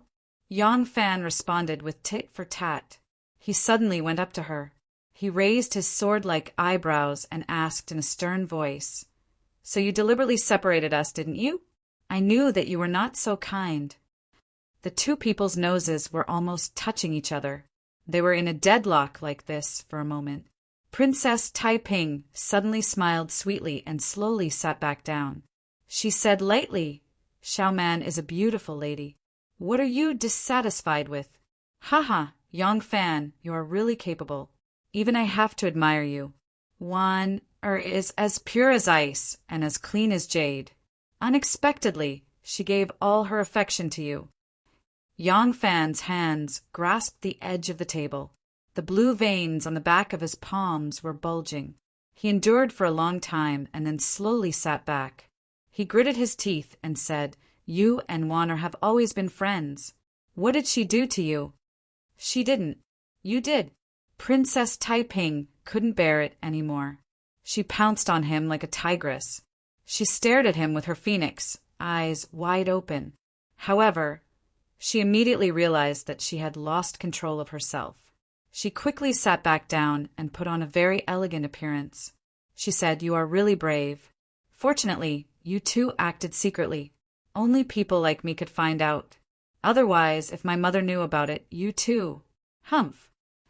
Princess Taiping slightly raised her eyebrows. She charmingly glanced at Yang Fan and leisurely said, You should be grateful to me. I didn't let you fall into deep trouble. Yang Fan looked down in disgust and said in a deep voice, I don't want to talk about these things with you. Let's talk about business. Princess Taiping covered her mouth and chuckled. She said, Fine. I will talk to you about whatever you want to talk about. Anyway, you have never treated me as a princess. Since you only treat me as a woman should naturally listen to a man. Don't you think so? Her eyes and brows were enchanting. Yang Fan's face was calm. He pretended that he didn't see it. He said in a deep voice, His Majesty originally intended to use troops in the western regions. However, Grandmaster D and the others thought that the gains would not make up for the losses. They suggested to give up the western regions. Therefore, we cannot seek to cooperate with Grandmaster D on this matter. The Wu clan also strongly advocated to use troops in the western regions. However, the military power cannot fall into their hands. We must promote His Majesty's determination to use troops in the western regions to recover the 4 towns of Anxi. At the same time, we must guard against the Wu clan seizing the military power in the western regions. I brought a person with me. This person can prove that Qiu Shinji intentionally let the two Jew spies escape in order to urge the imperial court to send troops and destroy Lu Shirda to seize the military power in the western regions. He also allowed them to take away important information from the frontier fortress. Based on this, we can topple Wu Qingxi's faction. It seems that you will have to take action on this matter? Li Lingyue gently shook her head. That's not appropriate. Don't just look at how my mother became the emperor as a woman. She doesn't like other women participating in politics. I've been warned by my mother more than once not to get involved in politics. Besides, my faction has just been established. Now is not the time for me to publicly bid farewell to the Wu clan. Yang Fan slightly frowned. Since it's not appropriate for Grandmaster D to participate in this matter and you can't make an appearance, then who should do it? Li Lingyue replied, regarding this, I have discussed it with a few advisors and have come up with a foolproof plan. However, as to how it will be carried out, we originally had to wait for you to come before we could discuss it in detail. However, when I came, I didn't know that the person I was conspiring with was you. Now that I see that it's you, I immediately thought of a solution. When she was talking about matters in a serious manner, her expression was serious, and she spoke with fervor and assurance. Yang Fan didn't feel disgusted. Hearing this, he couldn't help but slightly lean forward and ask, What foolproof plan? Li Lingyue sweetly replied, Naturally, it's a foolproof plan that ensures that we can send troops to the western region without losing military power. Yang Fan said, I'd like to hear the details. Li Lingyue said, Look, Grandmaster D has the same interests as us in politics. We both oppose the Wu clan's monopolization of power, so he is our ally. However, when it comes to the western region, his view is at odds with ours. Grandmaster D is the current prime minister. If he disagrees with us, our power will be weaker. Once the two sides fall out, the Wu clan will benefit from it. Yang Fan nodded. Li Lingyue saw that his attitude was finally not as bad as before. She was delighted and said, As for the Wu clan, in the long run they are our enemy. Just based on the western region matter, they are our ally in sending troops, but they are our enemy in fighting for military power. Is there any way to make them work for us in both areas? Yang Fan frowned and said, How is that possible? Li Lingyue mysteriously smiled and said, Why not? Yang Fan said, What's the plan? Li Lingyue proudly puffed out her chest. Although she was dressed in men's clothing, this puffed-out chest still revealed the full shape of her chest. Yang Fan's gaze couldn't help but fall down and stare at the dried fruits on the table again. Li Lingyue softly snorted and placed the 4 fruits on one side and 3 on the other. She said, Let's not talk about the distant matters first. Let's talk about the present. Right now, the ones in favor of sending troops are us and the Wu clan. The opposing side is only Grandmaster D. If we can topple the Wu clan, Li Lingyue took 2 plates and looked at the table and said, Then it will be 1-on-1. If we fight directly with Grandmaster D's faction, the outcome will be hard to predict. Moreover, if we hurt our relationship, it will likely destroy our alliance. Yang Fan stared at the 2 plates in her hands and said, The plates in your hands represent the Wu clan? Why are there 2? Li Lingyue sweetly smiled and said, They can be 1 or 2. If we don't know how to differentiate, they will be 1. Li Lingyue tilted 1 plate slightly and poured all the dried fruits on it into the other plate. She looked at Yang Fan and said, If we separate Wu Sanxi and Wu Qingxi, it will be 2 plates. As she said this, she tilted the plate full of dried fruits and poured half of them back into the other plate. Yang Fan's eyes flashed, and he seemed to understand something. Li Lingyue also saw that he understood her meaning. She smiled slightly and placed a plate beside the plate that represented her side. She said, This is Wu Sanxi. Then she casually threw the other plate onto the carpet on the ground and said, This is Wu Qingxi. Yang Fan took a deep breath and said, I understand. We won't show ourselves, but we'll use Wu Sansi to get rid of Wu Qingxi. Then, we will join forces and instigate Wu Sansi to deal with Grandmaster Di in order to achieve the goal of sending troops. When His Majesty has made up his mind to send troops, we will join forces with Grandmaster Di to prevent Wu Sansi from obtaining military power. Li Lingyue proudly puffed out her proud chest and said proudly, "How is my intelligence compared to your Wana?" Chapter 287. As soon as Yang Fan heard her mention Wan, his face darkened again. He avoided the topic and said, "Wu Sansi and Wu Qingxi have always been fighting for the crown prince. If there is a chance to destroy Wu Qingxi, he will naturally welcome it. However, he will only make Wu Qingxi lose his power and will not let him die." Princess Taiping said, "If it were Grandmaster Di or me, my mother wouldn't let him die. Letting him lose his power is the best result. If we can cut off all his wings, even if he is still alive, he will be better off dead than alive. This result is enough." Yang Fan thought for a while and asked, "But Wu Sansi is not an idiot. If we give him a witness, can't he see that we are using someone else to kill him?" Princess Taiping smiled and said, "That is why I said I did not think about how to carry out this plan and make Wu Sansi work for us without suspicion. When I saw you, I thought of a way." Yang Fan was surprised and said, "Me? What can I do?" Princess Taiping said, "You are a disciple of the White Horse Temple. Xue Huai regards you as one of his people. After you joined the army, you became a soldier of the Jinwu Guards, and you have a relationship with Qiu Shinji.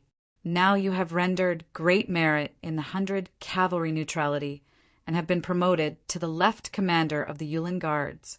From beginning to end, you have been under Wu Yui's tutelage. With all these, will they treat you as an outsider?" Yang Fan thought for a while and said slowly, "You mean you want me to join the Wu clan, pledge loyalty to Wu Sansi, and borrow Wu Sansi's hand to destroy Wu Qingxi?" Princess Taiping shook her head gracefully. "Not borrow Wu Sansi's hand, but help Wu Sansi. Do you think he does not want to destroy Wu Qingxi?" Yang Fan snorted coldly and said, "Why do you have to say that? Then what are you going to do?" "Me?" Princess Taiping smiled even more brilliantly. "I, of course, will cheer for Wu Qingxi and make him more enthusiastic about the fight for the crown prince. This way, Wu Sansi will be eager to destroy him." Yang Fan nodded heavily and said in a low voice, "I understand. I will find a suitable opportunity to express my loyalty to Wu Sansi. As for other matters," Princess Taiping said softly, "rice should be eaten one mouthful at a time, and the road should be walked one step at a time. It won't be too late to plan other things after we finish this matter." Yang Fan nodded, placed his hands on his knees, and said, "All right, then it's settled. I'm going back." Princess Taiping said in surprise, "The dishes and wine have not been served yet." Yang Fan didn't say anything and just walked out. Princess Taiping stared at him and suddenly said, "On the day of the wedding, Prince Consort Ji was drunk and pretended to be crazy and was rude to me. I threw him into the pigsty and slept for the whole night." Yang Fan halted his steps and said with a sullen face, "Your mother forced someone else's wife to her death. Can't I be a little angry? Your Highness has gone too far with your actions." Princess Taiping said, "So he has his own residence now. I gave him a private courtyard, and in order to take revenge on me, he brought his concubines to fool around with me, but I never paid any attention to them." Yang Fan said expressionlessly, "Your Highness, you don't need to tell me so much about your own affairs." Princess Taiping was furious and said with her almond-shaped eyes, "Do you understand what I'm talking about?" Yang Fan said, "Of course I understand." Princess Taiping said angrily, "Then say it out. Don't give me that look." Yang Fan said word by word, "I also want to throw you into the pigsty." The barrier door was opened and closed with a crash. Yang Fan's footsteps gradually faded away. Princess Taiping sat quietly for a while and suddenly giggled. It seemed that she was very happy to be scolded. Our Yulin Guard is the head of the Northern Imperial Army. The Yulin Guard is the wing of the country, and it is as prosperous as the forest. Yang Fan, you are now conferred the title of Left Commander of the Yulin Guard. The Emperor's grace is grand, and you should think of the Emperor's grace. Strictly abide by the 17 prohibitions and the 54 decapitations. Devote yourself to serve the country. Yes. Yang Fan flashed out of the ranks and made a salute with his hands crossed high above his head. Wu Yi took a big seal tied with red silk on the marshal's table, held it in his hand, and said in a deep voice, "Take the seal." Yang Fan strode forward, his battle skirt swaying and his armor clanging. He walked to Wu Yi, lifted his battle robe, knelt on one knee, raised his hands, and a heavy seal was put in his hands. Yang Fan took the seal in his hands, slowly turned around, and showed the seal to the generals and ministers in the tent. At this time, Yang Fan was wearing a bright armor, a helmet with rolled ears, and the red tassels on the top of the helmet were shaking. His shoulders were tiger-devouring shoulder guards, and the brass rivets on the leather wrist guards were shining. The bright protector on his chest was shining like a mirror. He was wearing a fish-scale battle robe and holding his belly with the tiger's mouth wide open. He looked heroic and imposing. In the marshal's tent, no matter if they were higher or lower in rank than him, they all had faces full of envy. He was only 19 years old, but he was already a lieutenant general and was also married to the Son of Heaven. Who could compare to this kind of glory? Of course, Huli, Wei Yong, and the others were sincerely happy for him. Chu Kuanga and Ma Chiao, who had received the news, had sent someone to deliver the news yesterday afternoon. They wanted to find a time to get together with him and celebrate his success. These two good friends were not people of the Featherwood Guard, so they had no chance to see his power today. Huli and Wei Yong were people of the Featherwood Guard, but from now on they were his true colleagues. Yang Fan had risen to the heavens in a single step, and was now only one step away from Huli, the lieutenant general. He was one level higher than Brigade Marshal Wei Yong. Wei Yong was the left Featherwood Guard's brigade marshal, and Yang Fan was now his immediate superior. After learning the news of the Son of Heaven's marriage, Wu Yi had some doubts about whether he had made the wrong judgment in the past. Was this Yang Fan his aunt's gigolo? If he was his aunt's man, how could his aunt have bestowed him a woman and allowed him to marry? But if he wasn't, there was no way to explain Shangguan Daijiao's words on that day and his repeated care for Yang Fan afterwards. After thinking it over, Wu Yi could only think that Yang Fan was handsome, but his skin was a little dark. His aunt liked fair-skinned men, and presumably, she just wanted to have a taste of this Yang Fan. Now that Yang Fan had fallen out of favor, his aunt had bestowed him an official position, bestowed him with a female official by her side, and allowed him to settle down and start a family. This could be considered a consolation and compensation. For Wu Yi, this was a good thing. He dared to use Yang Fan like this. Otherwise, this person in the Featherwood Guard could not be put in an important position, nor could he not be used. It would be an awkward role. Yang Fan came from the White Horse Temple and had been a soldier in Qiu Shinji's Golden Guards. Now he was his direct subordinate, and Xue Huai and Qiu Shinji were on the same side as the Wu family. It could be said that from the beginning to the end, Yang Fan had never been free from the Wu family's brand. His future and the Wu family's prosperity and losses were shared, so naturally this person could be used without worry. Looking at Yang Fan receiving the seal and standing there majestically, Wu Yi smiled with satisfaction. He thought to himself, Wei Wang has already sent a message asking me to invite him to a banquet. It seems like he wants to rope him in. This person is destined to be a part of my Wu family's party. From today onwards, I have to nurture him more. Thinking of this, Wu Yi said to the generals in the tent, Colleagues, don't look at Yang Fan's young age. Yang Fan has made great contributions to our dynasty in the Western region. There are some things that are classified and cannot be announced to you now. I will tell you what I can. Yang Fan replaced Fei, who as the defending general and commanded the 5,000 soldiers to retreat safely in front of the 100,000 Tuju army. This prevented the enemy from taking advantage of the situation and invading the pass. This was a great contribution to Long Yu's army. Not to mention his resourcefulness. He managed to defeat the 100,000 Tuju army with one plan. Yang Fan is brave and resourceful. He is well versed in the art of war and is worthy of the heavy responsibility. Therefore, the emperor will reward him for his contributions and personally confer him the position of Minister General. All of you must not underestimate him. Those who are older than him, give him more pointers. Those who are higher than him, give them more support. If anyone dares to use their seniority to disrespect their superior, our 17 commandments and 54 slashes are not just for show. Yes.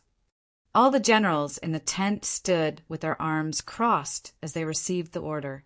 More than 10 sets of armors let out the sound of the armor scraping against each other. It was a mighty sound.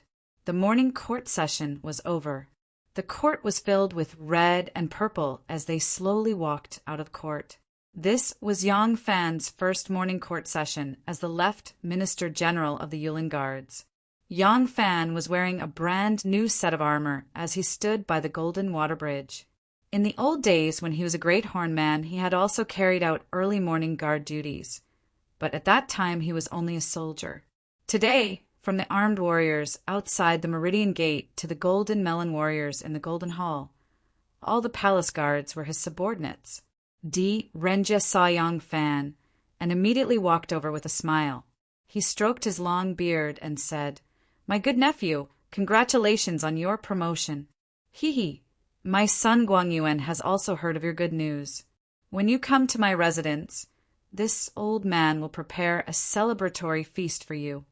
Yang Fan took a step back and bowed respectfully. He said, "So it is Prime Minister D. This general pays his respects. This general has just been appointed as Minister General, and there are many affairs that need to be sorted out. I am afraid that I will not be able to leave the palace for the time being." Some of the officials, passing by, heard the exchange between the two and couldn't help but stop in their tracks. Renjia addressed himself as this old man, and the other person as his good nephew. But the other person addressed himself as this general and addressed him as Prime Minister D. This was going to be fun. Could it be that the old fox D was going to make a fool of himself this time? When Renjia heard Yang Fan's words, the smile on his face immediately froze. At this moment, Wu Sansi also walked over while swinging his arms. He laughed and said, "Yang Fan, achieving success at a young age is a double blessing. The younger generation will surpass us in time." Yang Fan hurriedly bowed respectfully and said, "This general pays his respects to your Highness King Liang." Wu Sansi said with a smile, "Hey, no need to be so polite. No need to be so polite. This prince loves to make friends with young talents like you. After hearing about your various experiences in the Western region, this prince likes you very much. Haha, in these 2 days, my Wu clan will hold a family banquet. This prince wants to invite you over to have a few cups of wine and talk about your journey to the west. Would you like to come?"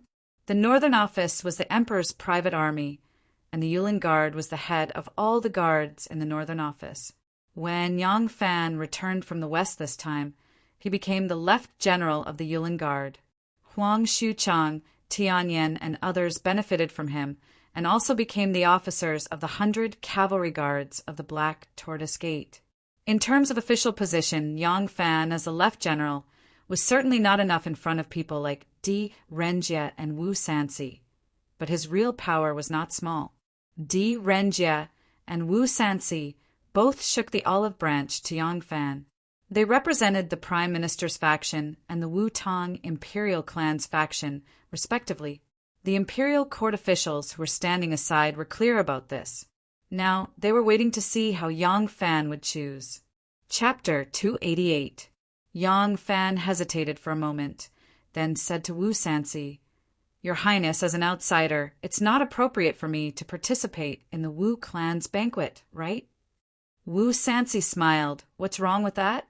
You're Yu Yi's subordinate, so you can be considered a part of our family. When the time comes, Master Shui and General Qiushenji will also come.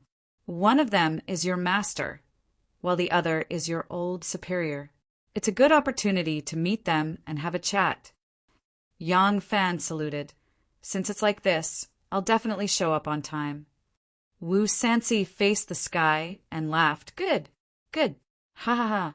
Just now, he had also seen the scene of Di Renjie inviting Yang Fan to the banquet. Last time, he wanted to rope Di Renjie in, but Di Renjie used the excuse of having a stomachache and directly rejected his invitation. Now that Yang Fan had rejected Di Renjie's invitation in front of all the civil and military officials and was willing to attend the Wu clan's banquet, he could be considered to have vented his resentment, so he was naturally very happy. Di Renjie seemed to be a little surprised by Yang Fan's choice. He looked deeply at Yang Fan and sincerely said, "Nephew, safety and danger come hand in hand, but misfortune and fortune come hand in hand. You must be especially cautious when you have just obtained high position. You must know the day that the shrimp turns red is also the day of its great sorrow." Yang Fan humbly smiled and replied, "This lowly official will remember Prime Minister Di's teachings. However, this lowly official has also heard that a man only has one life and a plant only has one autumn. No matter how you live, it's this lifetime. If you have the opportunity to turn red but don't take it, won't you rot with the plants?" Di Renjie sighed, and his expression became even more disappointed. He slowly shook his head and said to Yang Fan, "Since that's the case, Yang Fan, you're on your own." Di Renjie flicked his sleeve lightly and left. The surrounding civil and military officials left successively when they saw this, and they whispered to each other and discussed endlessly as they walked. Wu Sansi was even happier when he saw Di Renjie being humiliated.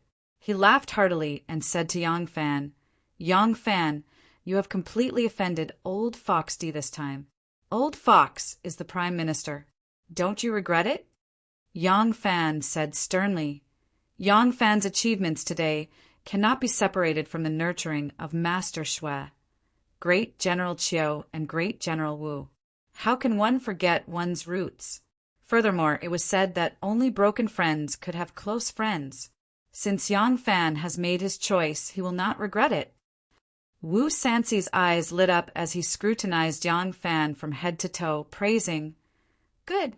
Only when there are broken friends can there be best friends." This sentence was well said. "Yang Fan, this king guarantees that you won't regret it." "Thank you, Prince." Yang Fan bowed, and Wu Sansi laughed heartily as he left. After morning assembly, Yang Fan made some arrangements for the security of the palace before rushing to Jia City. At this time, he was already a general of the left feathered guards. When he was not on duty, he would stay in his own house outside the palace. When he was on duty, he would stay at Xuanwu Gate's gate tower, so he didn't have to stay at the guards' camp in Jia City like the other guards. Yang Fan entered Jia City and turned to the female guards' quarters. Yang Fan wanted to see Xiao Man. The marriage arranged by the emperor could not be decided by themselves. This marriage had to be done whether they wanted to or not. This ending could not be changed. Yang Fan could not think of a way to avoid this marriage, but he still wanted to see Xiao Man. He also knew that Xiao Man might not be willing to marry him. As for why he wanted to see Xiao Man, he did not know. Perhaps if he could talk to Xiao Man and understand each other's true thoughts, he would feel more at ease. Unexpectedly, when Yang Fan arrived in front of the female guards' quarters, he did not see Xiao Man at all. When the female guards heard that Yang Fan had arrived, they came out to greet him. There was a lot of women, but Xiao Man was not among them. "Yo, you haven't even gotten married yet, and you can't wait to see the bride? Erling, congratulations on marrying such a good woman like Xiao Man." "General Yang, now that you and Xiao Man are married. We are sister Xiao Man's family. You are not allowed to bully our sister Xiao Man in the future. Otherwise, our army of women will charge into your house and settle the score with you." Yang Fan was dizzy from all the noise, so he could only smile and salute. "Ladies, I want to see Xiao Man. I have something to discuss with her. Can you ask her to come out for a moment?" No, that won't do. General Yang, you can't break the rules. The emperor has decreed that you and our sister Xiao Man's wedding has already begun. You must not meet at this time, don't you know? If you have anything to say, you can tell us. We are Xiao Man's family." Yang Fan said, "I just want to see her." "What's wrong with that?" Lan Yiqing said with a smile, "If you have anything to say, you can tell us and let us tell Sister Xiao Man. If you are not in a hurry, you can wait until Sister Xiao Man marries you. Then you can talk about it in detail on your wedding night. In short, you must not see each other now. Even I know this rule. It is very inauspicious." Yang Fan said strangely, "It's not like I haven't seen her before. Why is it inauspicious to see her and talk to her?" Gao Ying said with a smile, "That was then and this is now. In the past, you and our Xiao Man had nothing to do with each other, but now it is different. Once you become husband and wife, you will never be separated. Now the two of you are husband and wife in name, but you are not husband and wife in reality. If you see her, you will have to separate. It is very inauspicious to separate before the wedding ceremony." Yang Fan tried his best to persuade them, but these girls did not allow it. Instead, they all talked at once and made fun of him. Yang Fan had no choice but to flee in a sorry state amidst the girls' teasing. Yang Fan left the female guards' camp and happened to run into Huang Shuchang and a few other guards from the 100 Cavalry. Huang Changshu and the others saw him coming from the female camp and made fun of him again. Yang Fan could not resist and could only flee again. When he escaped from Jia City and arrived at Jishin Hall, he heaved a sigh of relief. Looking up, Yang Fan happened to see a young boy in a brocade robe and jade belt passing by with two little eunuchs. Yang Fan recognized this person as King Chu Li Longji. Yang Fan quickly stood still and bowed to him, saying, "Yang Fan greets your highness, King Chu." As soon as Li Longji saw that it was him, his little face immediately revealed an angry expression.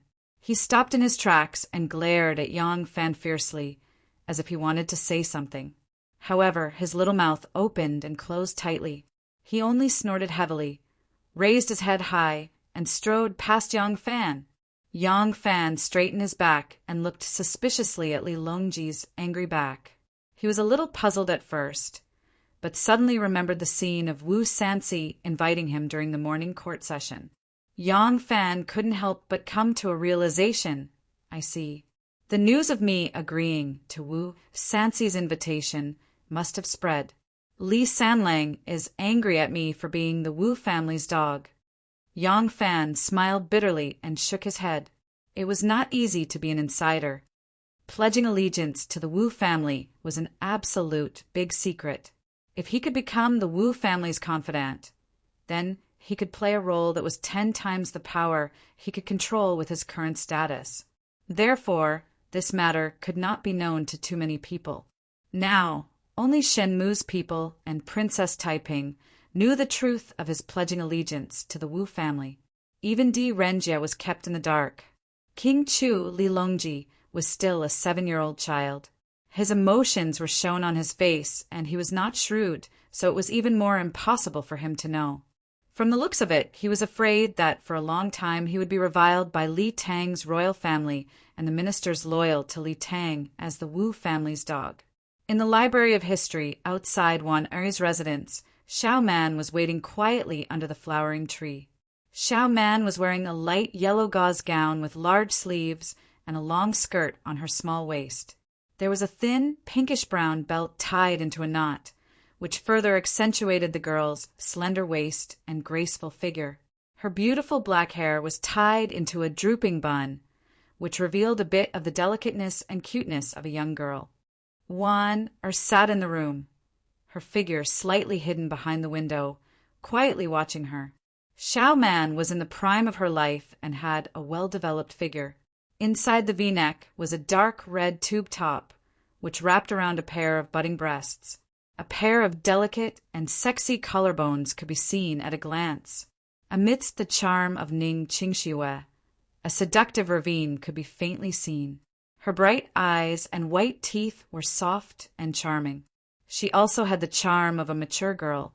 Xiao Man rarely wore women's clothes, especially such gorgeous ones. She had never worn them before. But after Wu Zetian arranged a marriage for her, she became a bride-to-be and no longer needed to accompany Wu Zetian as a guard. Those female guards all used her as a test subject and racked their brains to dress her up. It was as if they were rehearsing their beautiful visions and hopes of becoming a wife in the future on her body.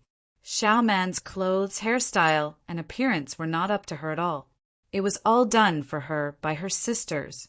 Whether it was clothes or hairstyle, they had all been changed by them countless times. Some of the clothes made Xiao Man blush. This was the result of a compromise between the two sides. But dressed like this, Xiao Man still felt a little uncomfortable. She stood under the flower tree and unnaturally pulled at the lapels of her clothes. She pulled up the lapels and tightened the collar, trying to cover her slightly exposed chest. As a result, as soon as she pulled the clothes up, the soft and smooth clothes would slide down again. Xiao Man, who was extremely annoyed, had to do it again. Wan who was quietly watching her from the window, saw her childish and cute movements and couldn't help but want to laugh. Xiao Man was flustered and didn't know what to do. She came to see Wan, just like Yang Fan came to see her. It was also a subconscious action. Perhaps in her view, Wan was omnipotent.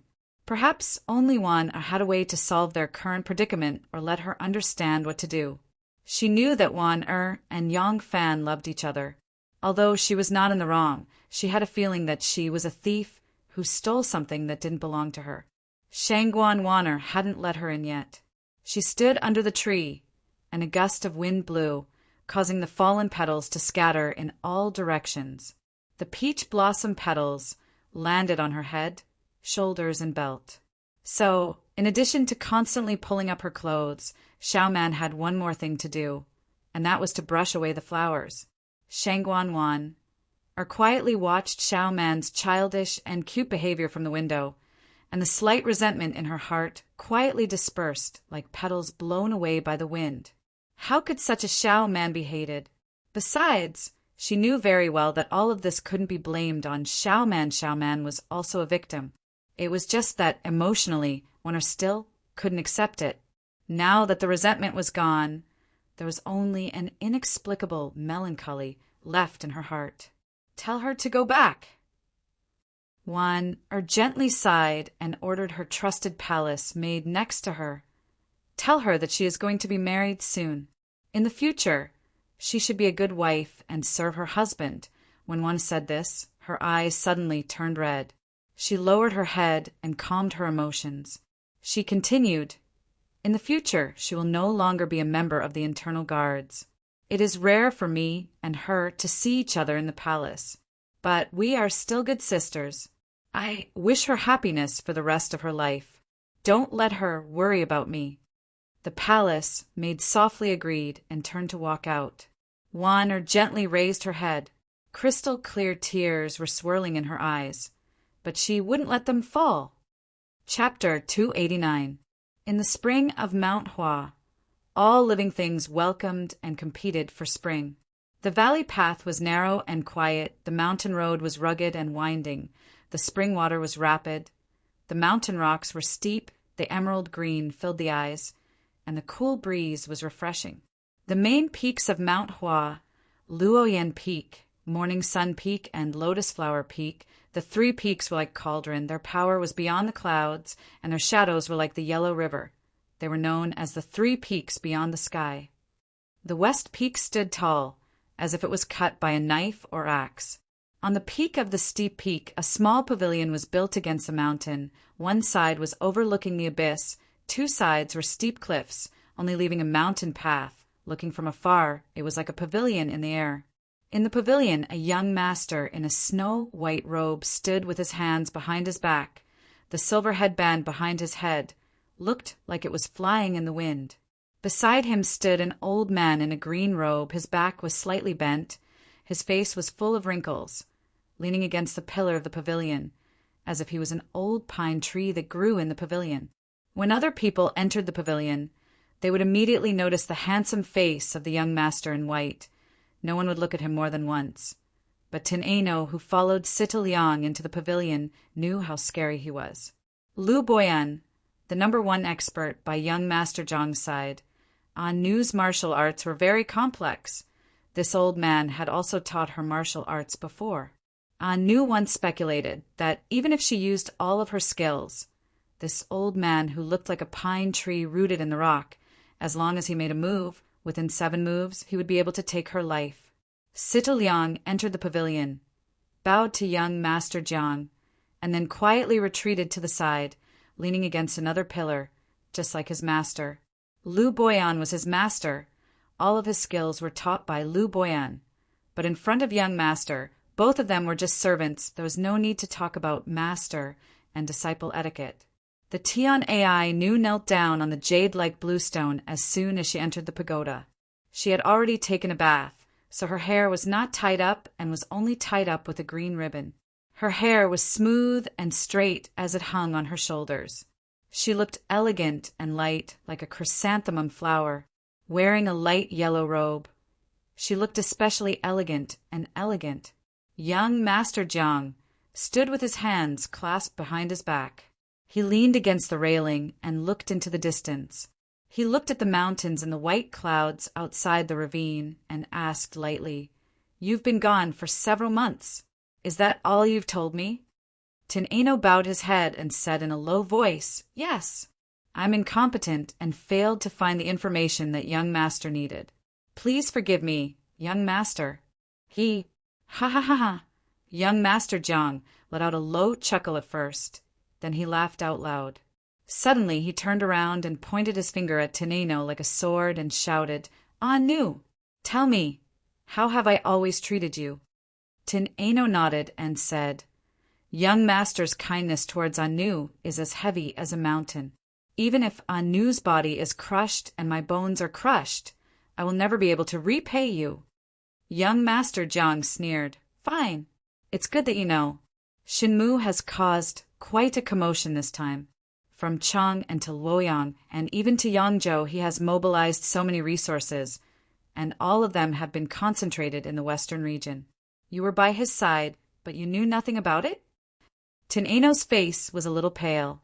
He explained in a low voice, "Shinmu is a vigilant person. There are many experts around him. It's hard for Anu to get close to him.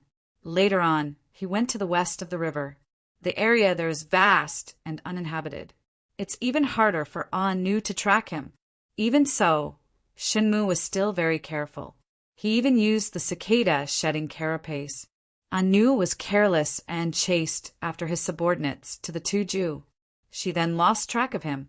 During this period of time, Anu really didn't know what Shinmu did in the west region. By the time Anu finally returned from the Turkic Khaganate, Shinmu had already covered up all traces. At this time, the information Anu could obtain was no different from what Sita Liang had obtained. It's not useful to young master. It's because Anu is useless. As young Master Zhang listened to her, his face became more and more gloomy.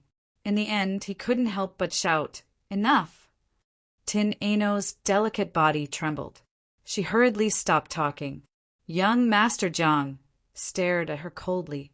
After a long time, he lightly shook his head and sighed, "Nu, why did you betray me?" Tin Ano was shocked.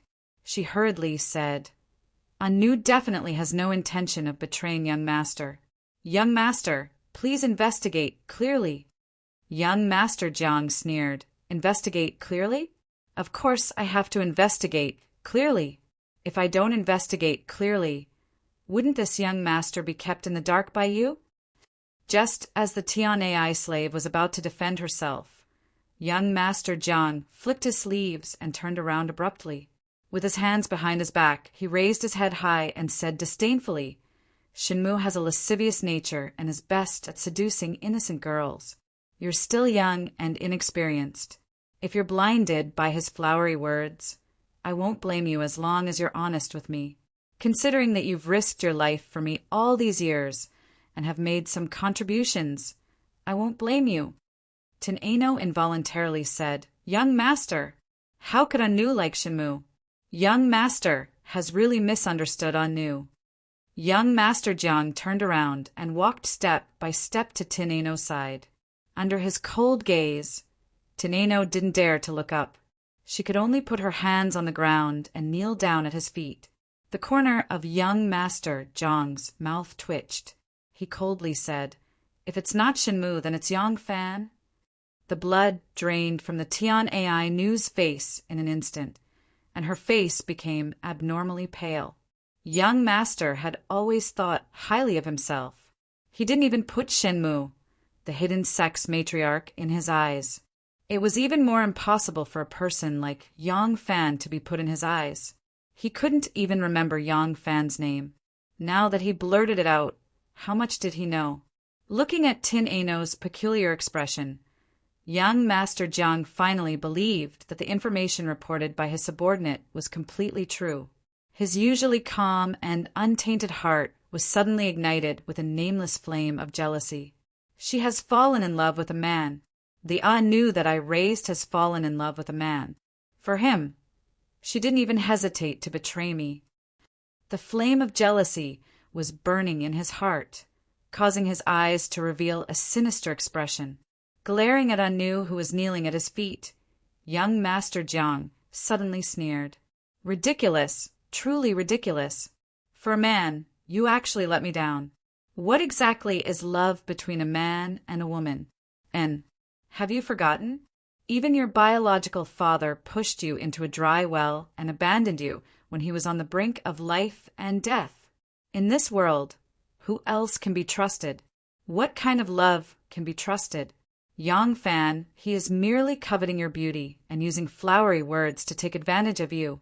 As long as he sees a better woman, he won't hesitate to abandon you. You are actually so hell-bent on him? Ridiculous. What a joke. If he is in danger, he will also sacrifice you without any hesitation. He won't. Recalling that cold, hungry, and lonely desert that was like hell, recalling the fresh blood that was still stained on her lips when she woke up, Tin Eno's heart warmed up. He suddenly stood up and his eyes were sparkling. He won't. He definitely won't be like what young Master said. Young Master, Erlang isn't such a person. Erlang? When young Master Jiang said these words, he was a little surprised by his careless words. This kind of lack of grace was not his usual character. But when he heard Tin Eno affectionately call Yang Fan as Erlang in front of him, the fire of jealousy burned even more fiercely. He always thought that he treated Anu differently because he treated her as his own daughter. Suddenly he knew that it was because he treated her as a woman that could only belong to him. And now she actually betrayed him. She actually liked another man.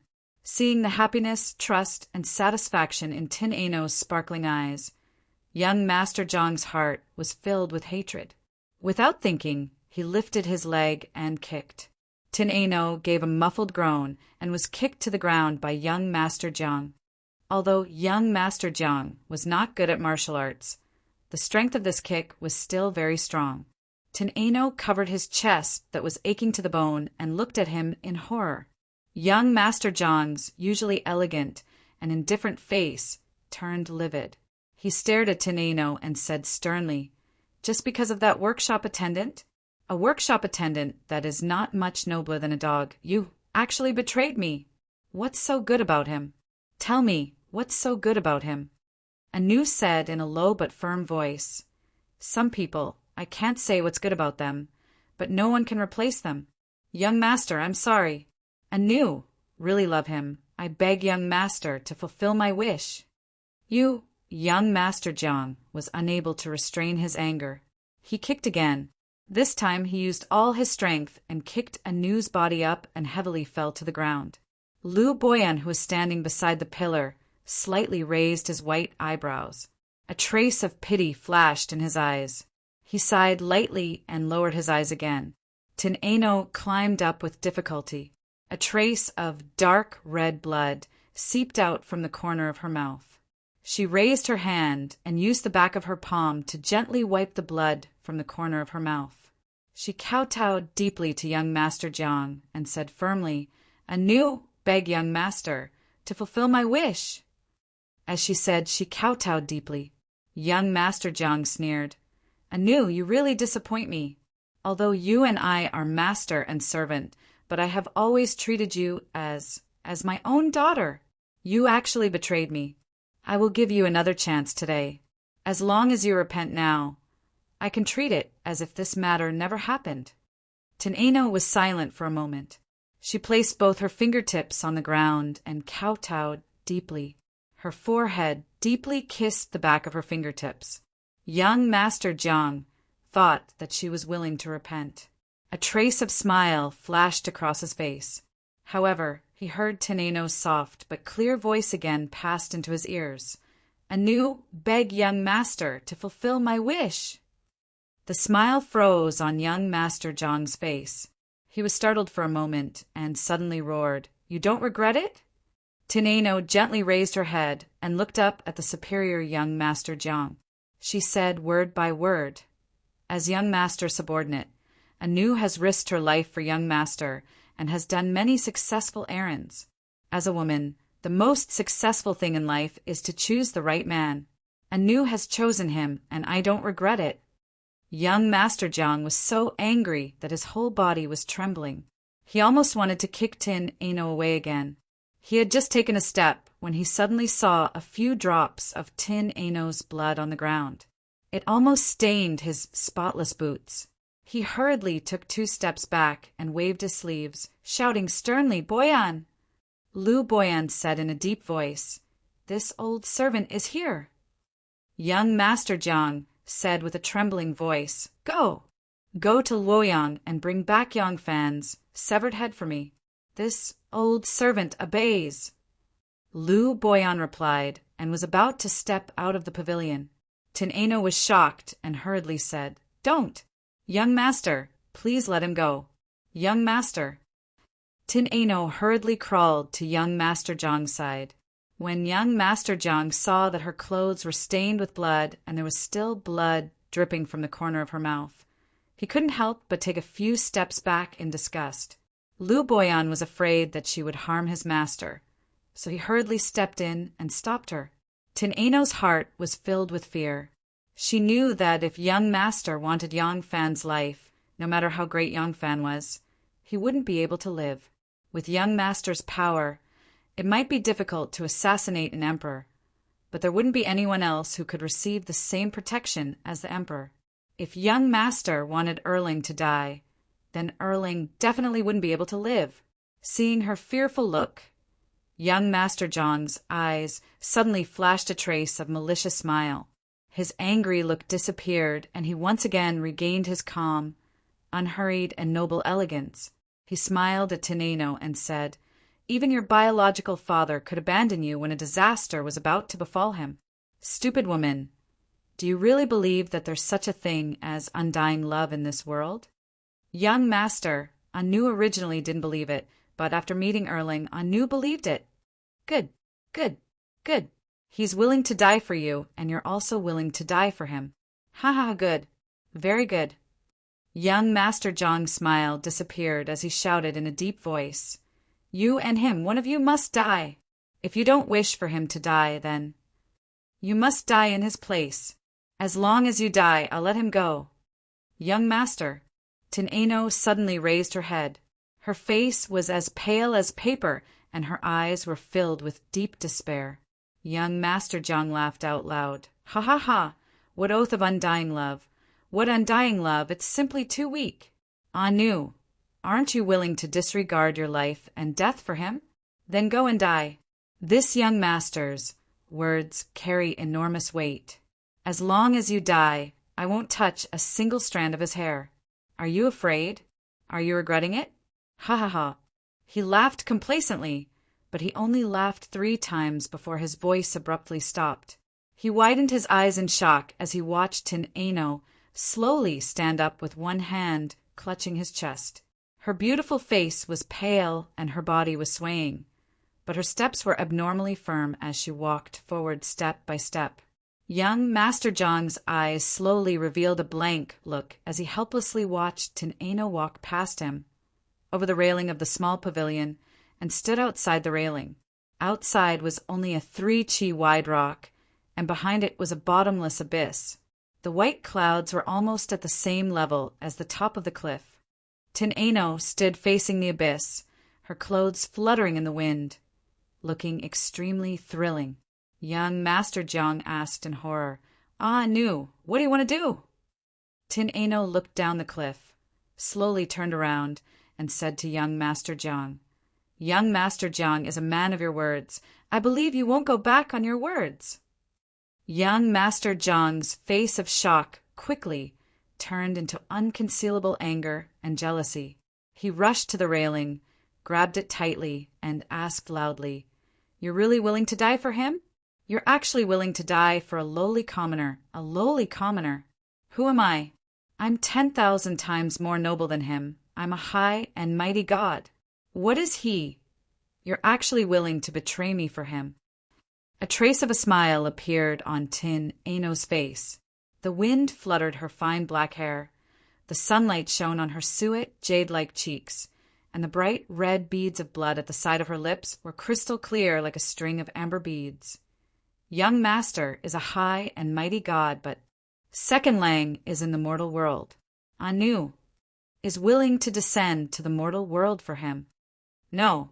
Young Master Zhang stretched out his hand to grab, and only managed to grab Anu's clothes in his hand.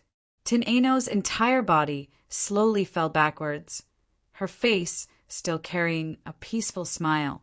Young Master Zhang watched as her figure quickly disappeared between the clouds, down the cliff. Chapter 290.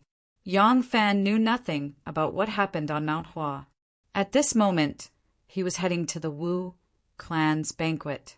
The Wu clan's banquet was held at General Wu Yui's residence. Of course, Wu Qingxi and Wu Sanxi were more qualified to host the family banquet. However, the two of them were always competing with each other and would fight over everything. If the banquet was held in either of their houses, the other would not attend, so they could only hold it at Wu Yui's house. Wu Yui's residence had a garden that was 3 to 4 mu in size. There were flowers, grass, ponds, and trees in the garden. Near the ponds, there was a pavilion with carved beams and flowers.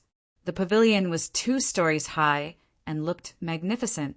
Not all the guests had arrived yet. In front of the hall, there was a group of young girls in colorful clothes. They were singing and dancing to entertain the guests. In the hall, there was jingling, rippling autumn waves, and a group of pretty and charming dancers. Below the hall, the Wu clan's people were either sitting in 2s or 3s, chatting merrily or walking side by side in the corridors.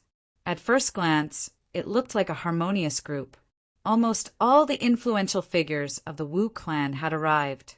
However, a few important members of the Wu clan had yet to arrive. Princess Taiping's son-in-law, Wu Yuji, would definitely not come. Although he was from the Wu clan, he hated the Wu clan to the core. Wu Yui, the eldest brother, did not invite him either. He was afraid that if he came and got drunk, he might remember old grudges and fight Wu Sanxi again. Wu Sanxi and Wu Qingxi hadn't arrived yet either. Whenever there was a Wu clan gathering like this, these 2 princes, who boasted themselves as the Wu clan's masters, would definitely come.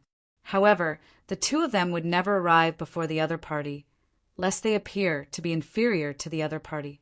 This was the only thing these 2 cousins had a tacit understanding about. Another reason was that Xue Huai had not arrived yet. This Master Xue was someone that the entire Wu clan wanted to curry favor with, so he was naturally more arrogant. Qiu Shinji had already arrived. Yang Fan noticed that it was not only him and Qiu Shinji who were invited. Apart from them, there were also a few officials. Imperial Censor Zhou Yong, Ran Ziyong, Minister of Glory Song Jishuan, Imperial Servant Minister Li Jun, and Supervising Imperial Censor Yao Shaoji were people he didn't recognize. These people were the lackeys that Wu Sanci had brought to his side. In the capital, they were known as the San Siwu Go. Other people like Fu Yui, Zhang Jiafu, and Wang Qingji were Wu Qingxi's lackeys. Fu Yui was the imperial messenger who gathered people from all walks of life to persuade Empress Wu.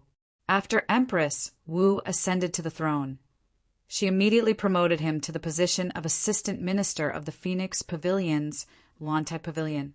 In one step, he became the prime minister. However, this person's abilities were too average. None of the chancellors like Di Renjie, Li Suliangxi liked him. Renjie, under the tacit agreement of the other prime ministers, Fu Yi soon became an empty shell with no achievements to be made. After he became Yi, the Chancel Qingxi, Chancel Yi, Chan Li Yi, Wu, Qingxi Wu, and Li Yi Hua, Wu, Chan Wu Li Yi Wu's Wu. As a result, he became even more determined to follow Wu Qingxi. He was already deeply branded with the Wu clan. When he was proud of his success, he had to rely on the Wu clan's support. Now that he had lost power, he had to curry favor with the Wu clan to have a chance to make a comeback. Otherwise, there would be many people waiting to beat him down. Zhang Jiafu was the Phoenix Pavilion's Renhuang, while Wang Qingji was a scholar from the Hongwen school. Seeing the Wu clan's growing influence and envious of Fu Yi's success, they also joined the Wu clan and became Wu Qingxi's men. In comparison, Wu Qingxi's strength was above Wu Sanci's. Wu Qingxi had Zhou Xing and Qiu Xinji as his subordinates. Compared to them, Wu Sanci's 5 dogs paled in comparison. Although Yang Fan was invited, he was not considered an important guest. The Wu clan wanted to rope him in, but with Yang Fan's status, he could not be considered an important guest among the princes, dukes, and nobles. Therefore, when he arrived, Qiu Xinji called him over and gave him a few words of praise. Yang Fan only had one enemy left, Qiu Xinji. His desire for revenge was not as urgent, especially since he already had important evidence that could kill Qiu Xinji. Therefore, his attitude was more relaxed and did not show any signs of abnormality in front of Qiu Xinji. After a series of exchanges, Yang Fan retreated to the side and sat with Fu Yui, Zhang Jiafu, Wang Qingji, and the others. Wu Qingxi and Wu Sanci arrived at the same time. Zhou Xing accompanied Wu Qingxi. Hearing that Wu Qingxi and Wu Sanci had arrived, everyone hurriedly went out to welcome them. These 2 princes, one from the south and one from the north, arrived at Wu Yui's residence at almost the same time. Wu Yui led the Wu clan clansmen, Qiu Xinji, Fu Yui, and the others to open the gate. After a series of greetings, just as the 2 entered the residence, the sound of galloping horses could be heard. A group of fat monks riding on fine horses arrived, their clothes fluttering in the wind.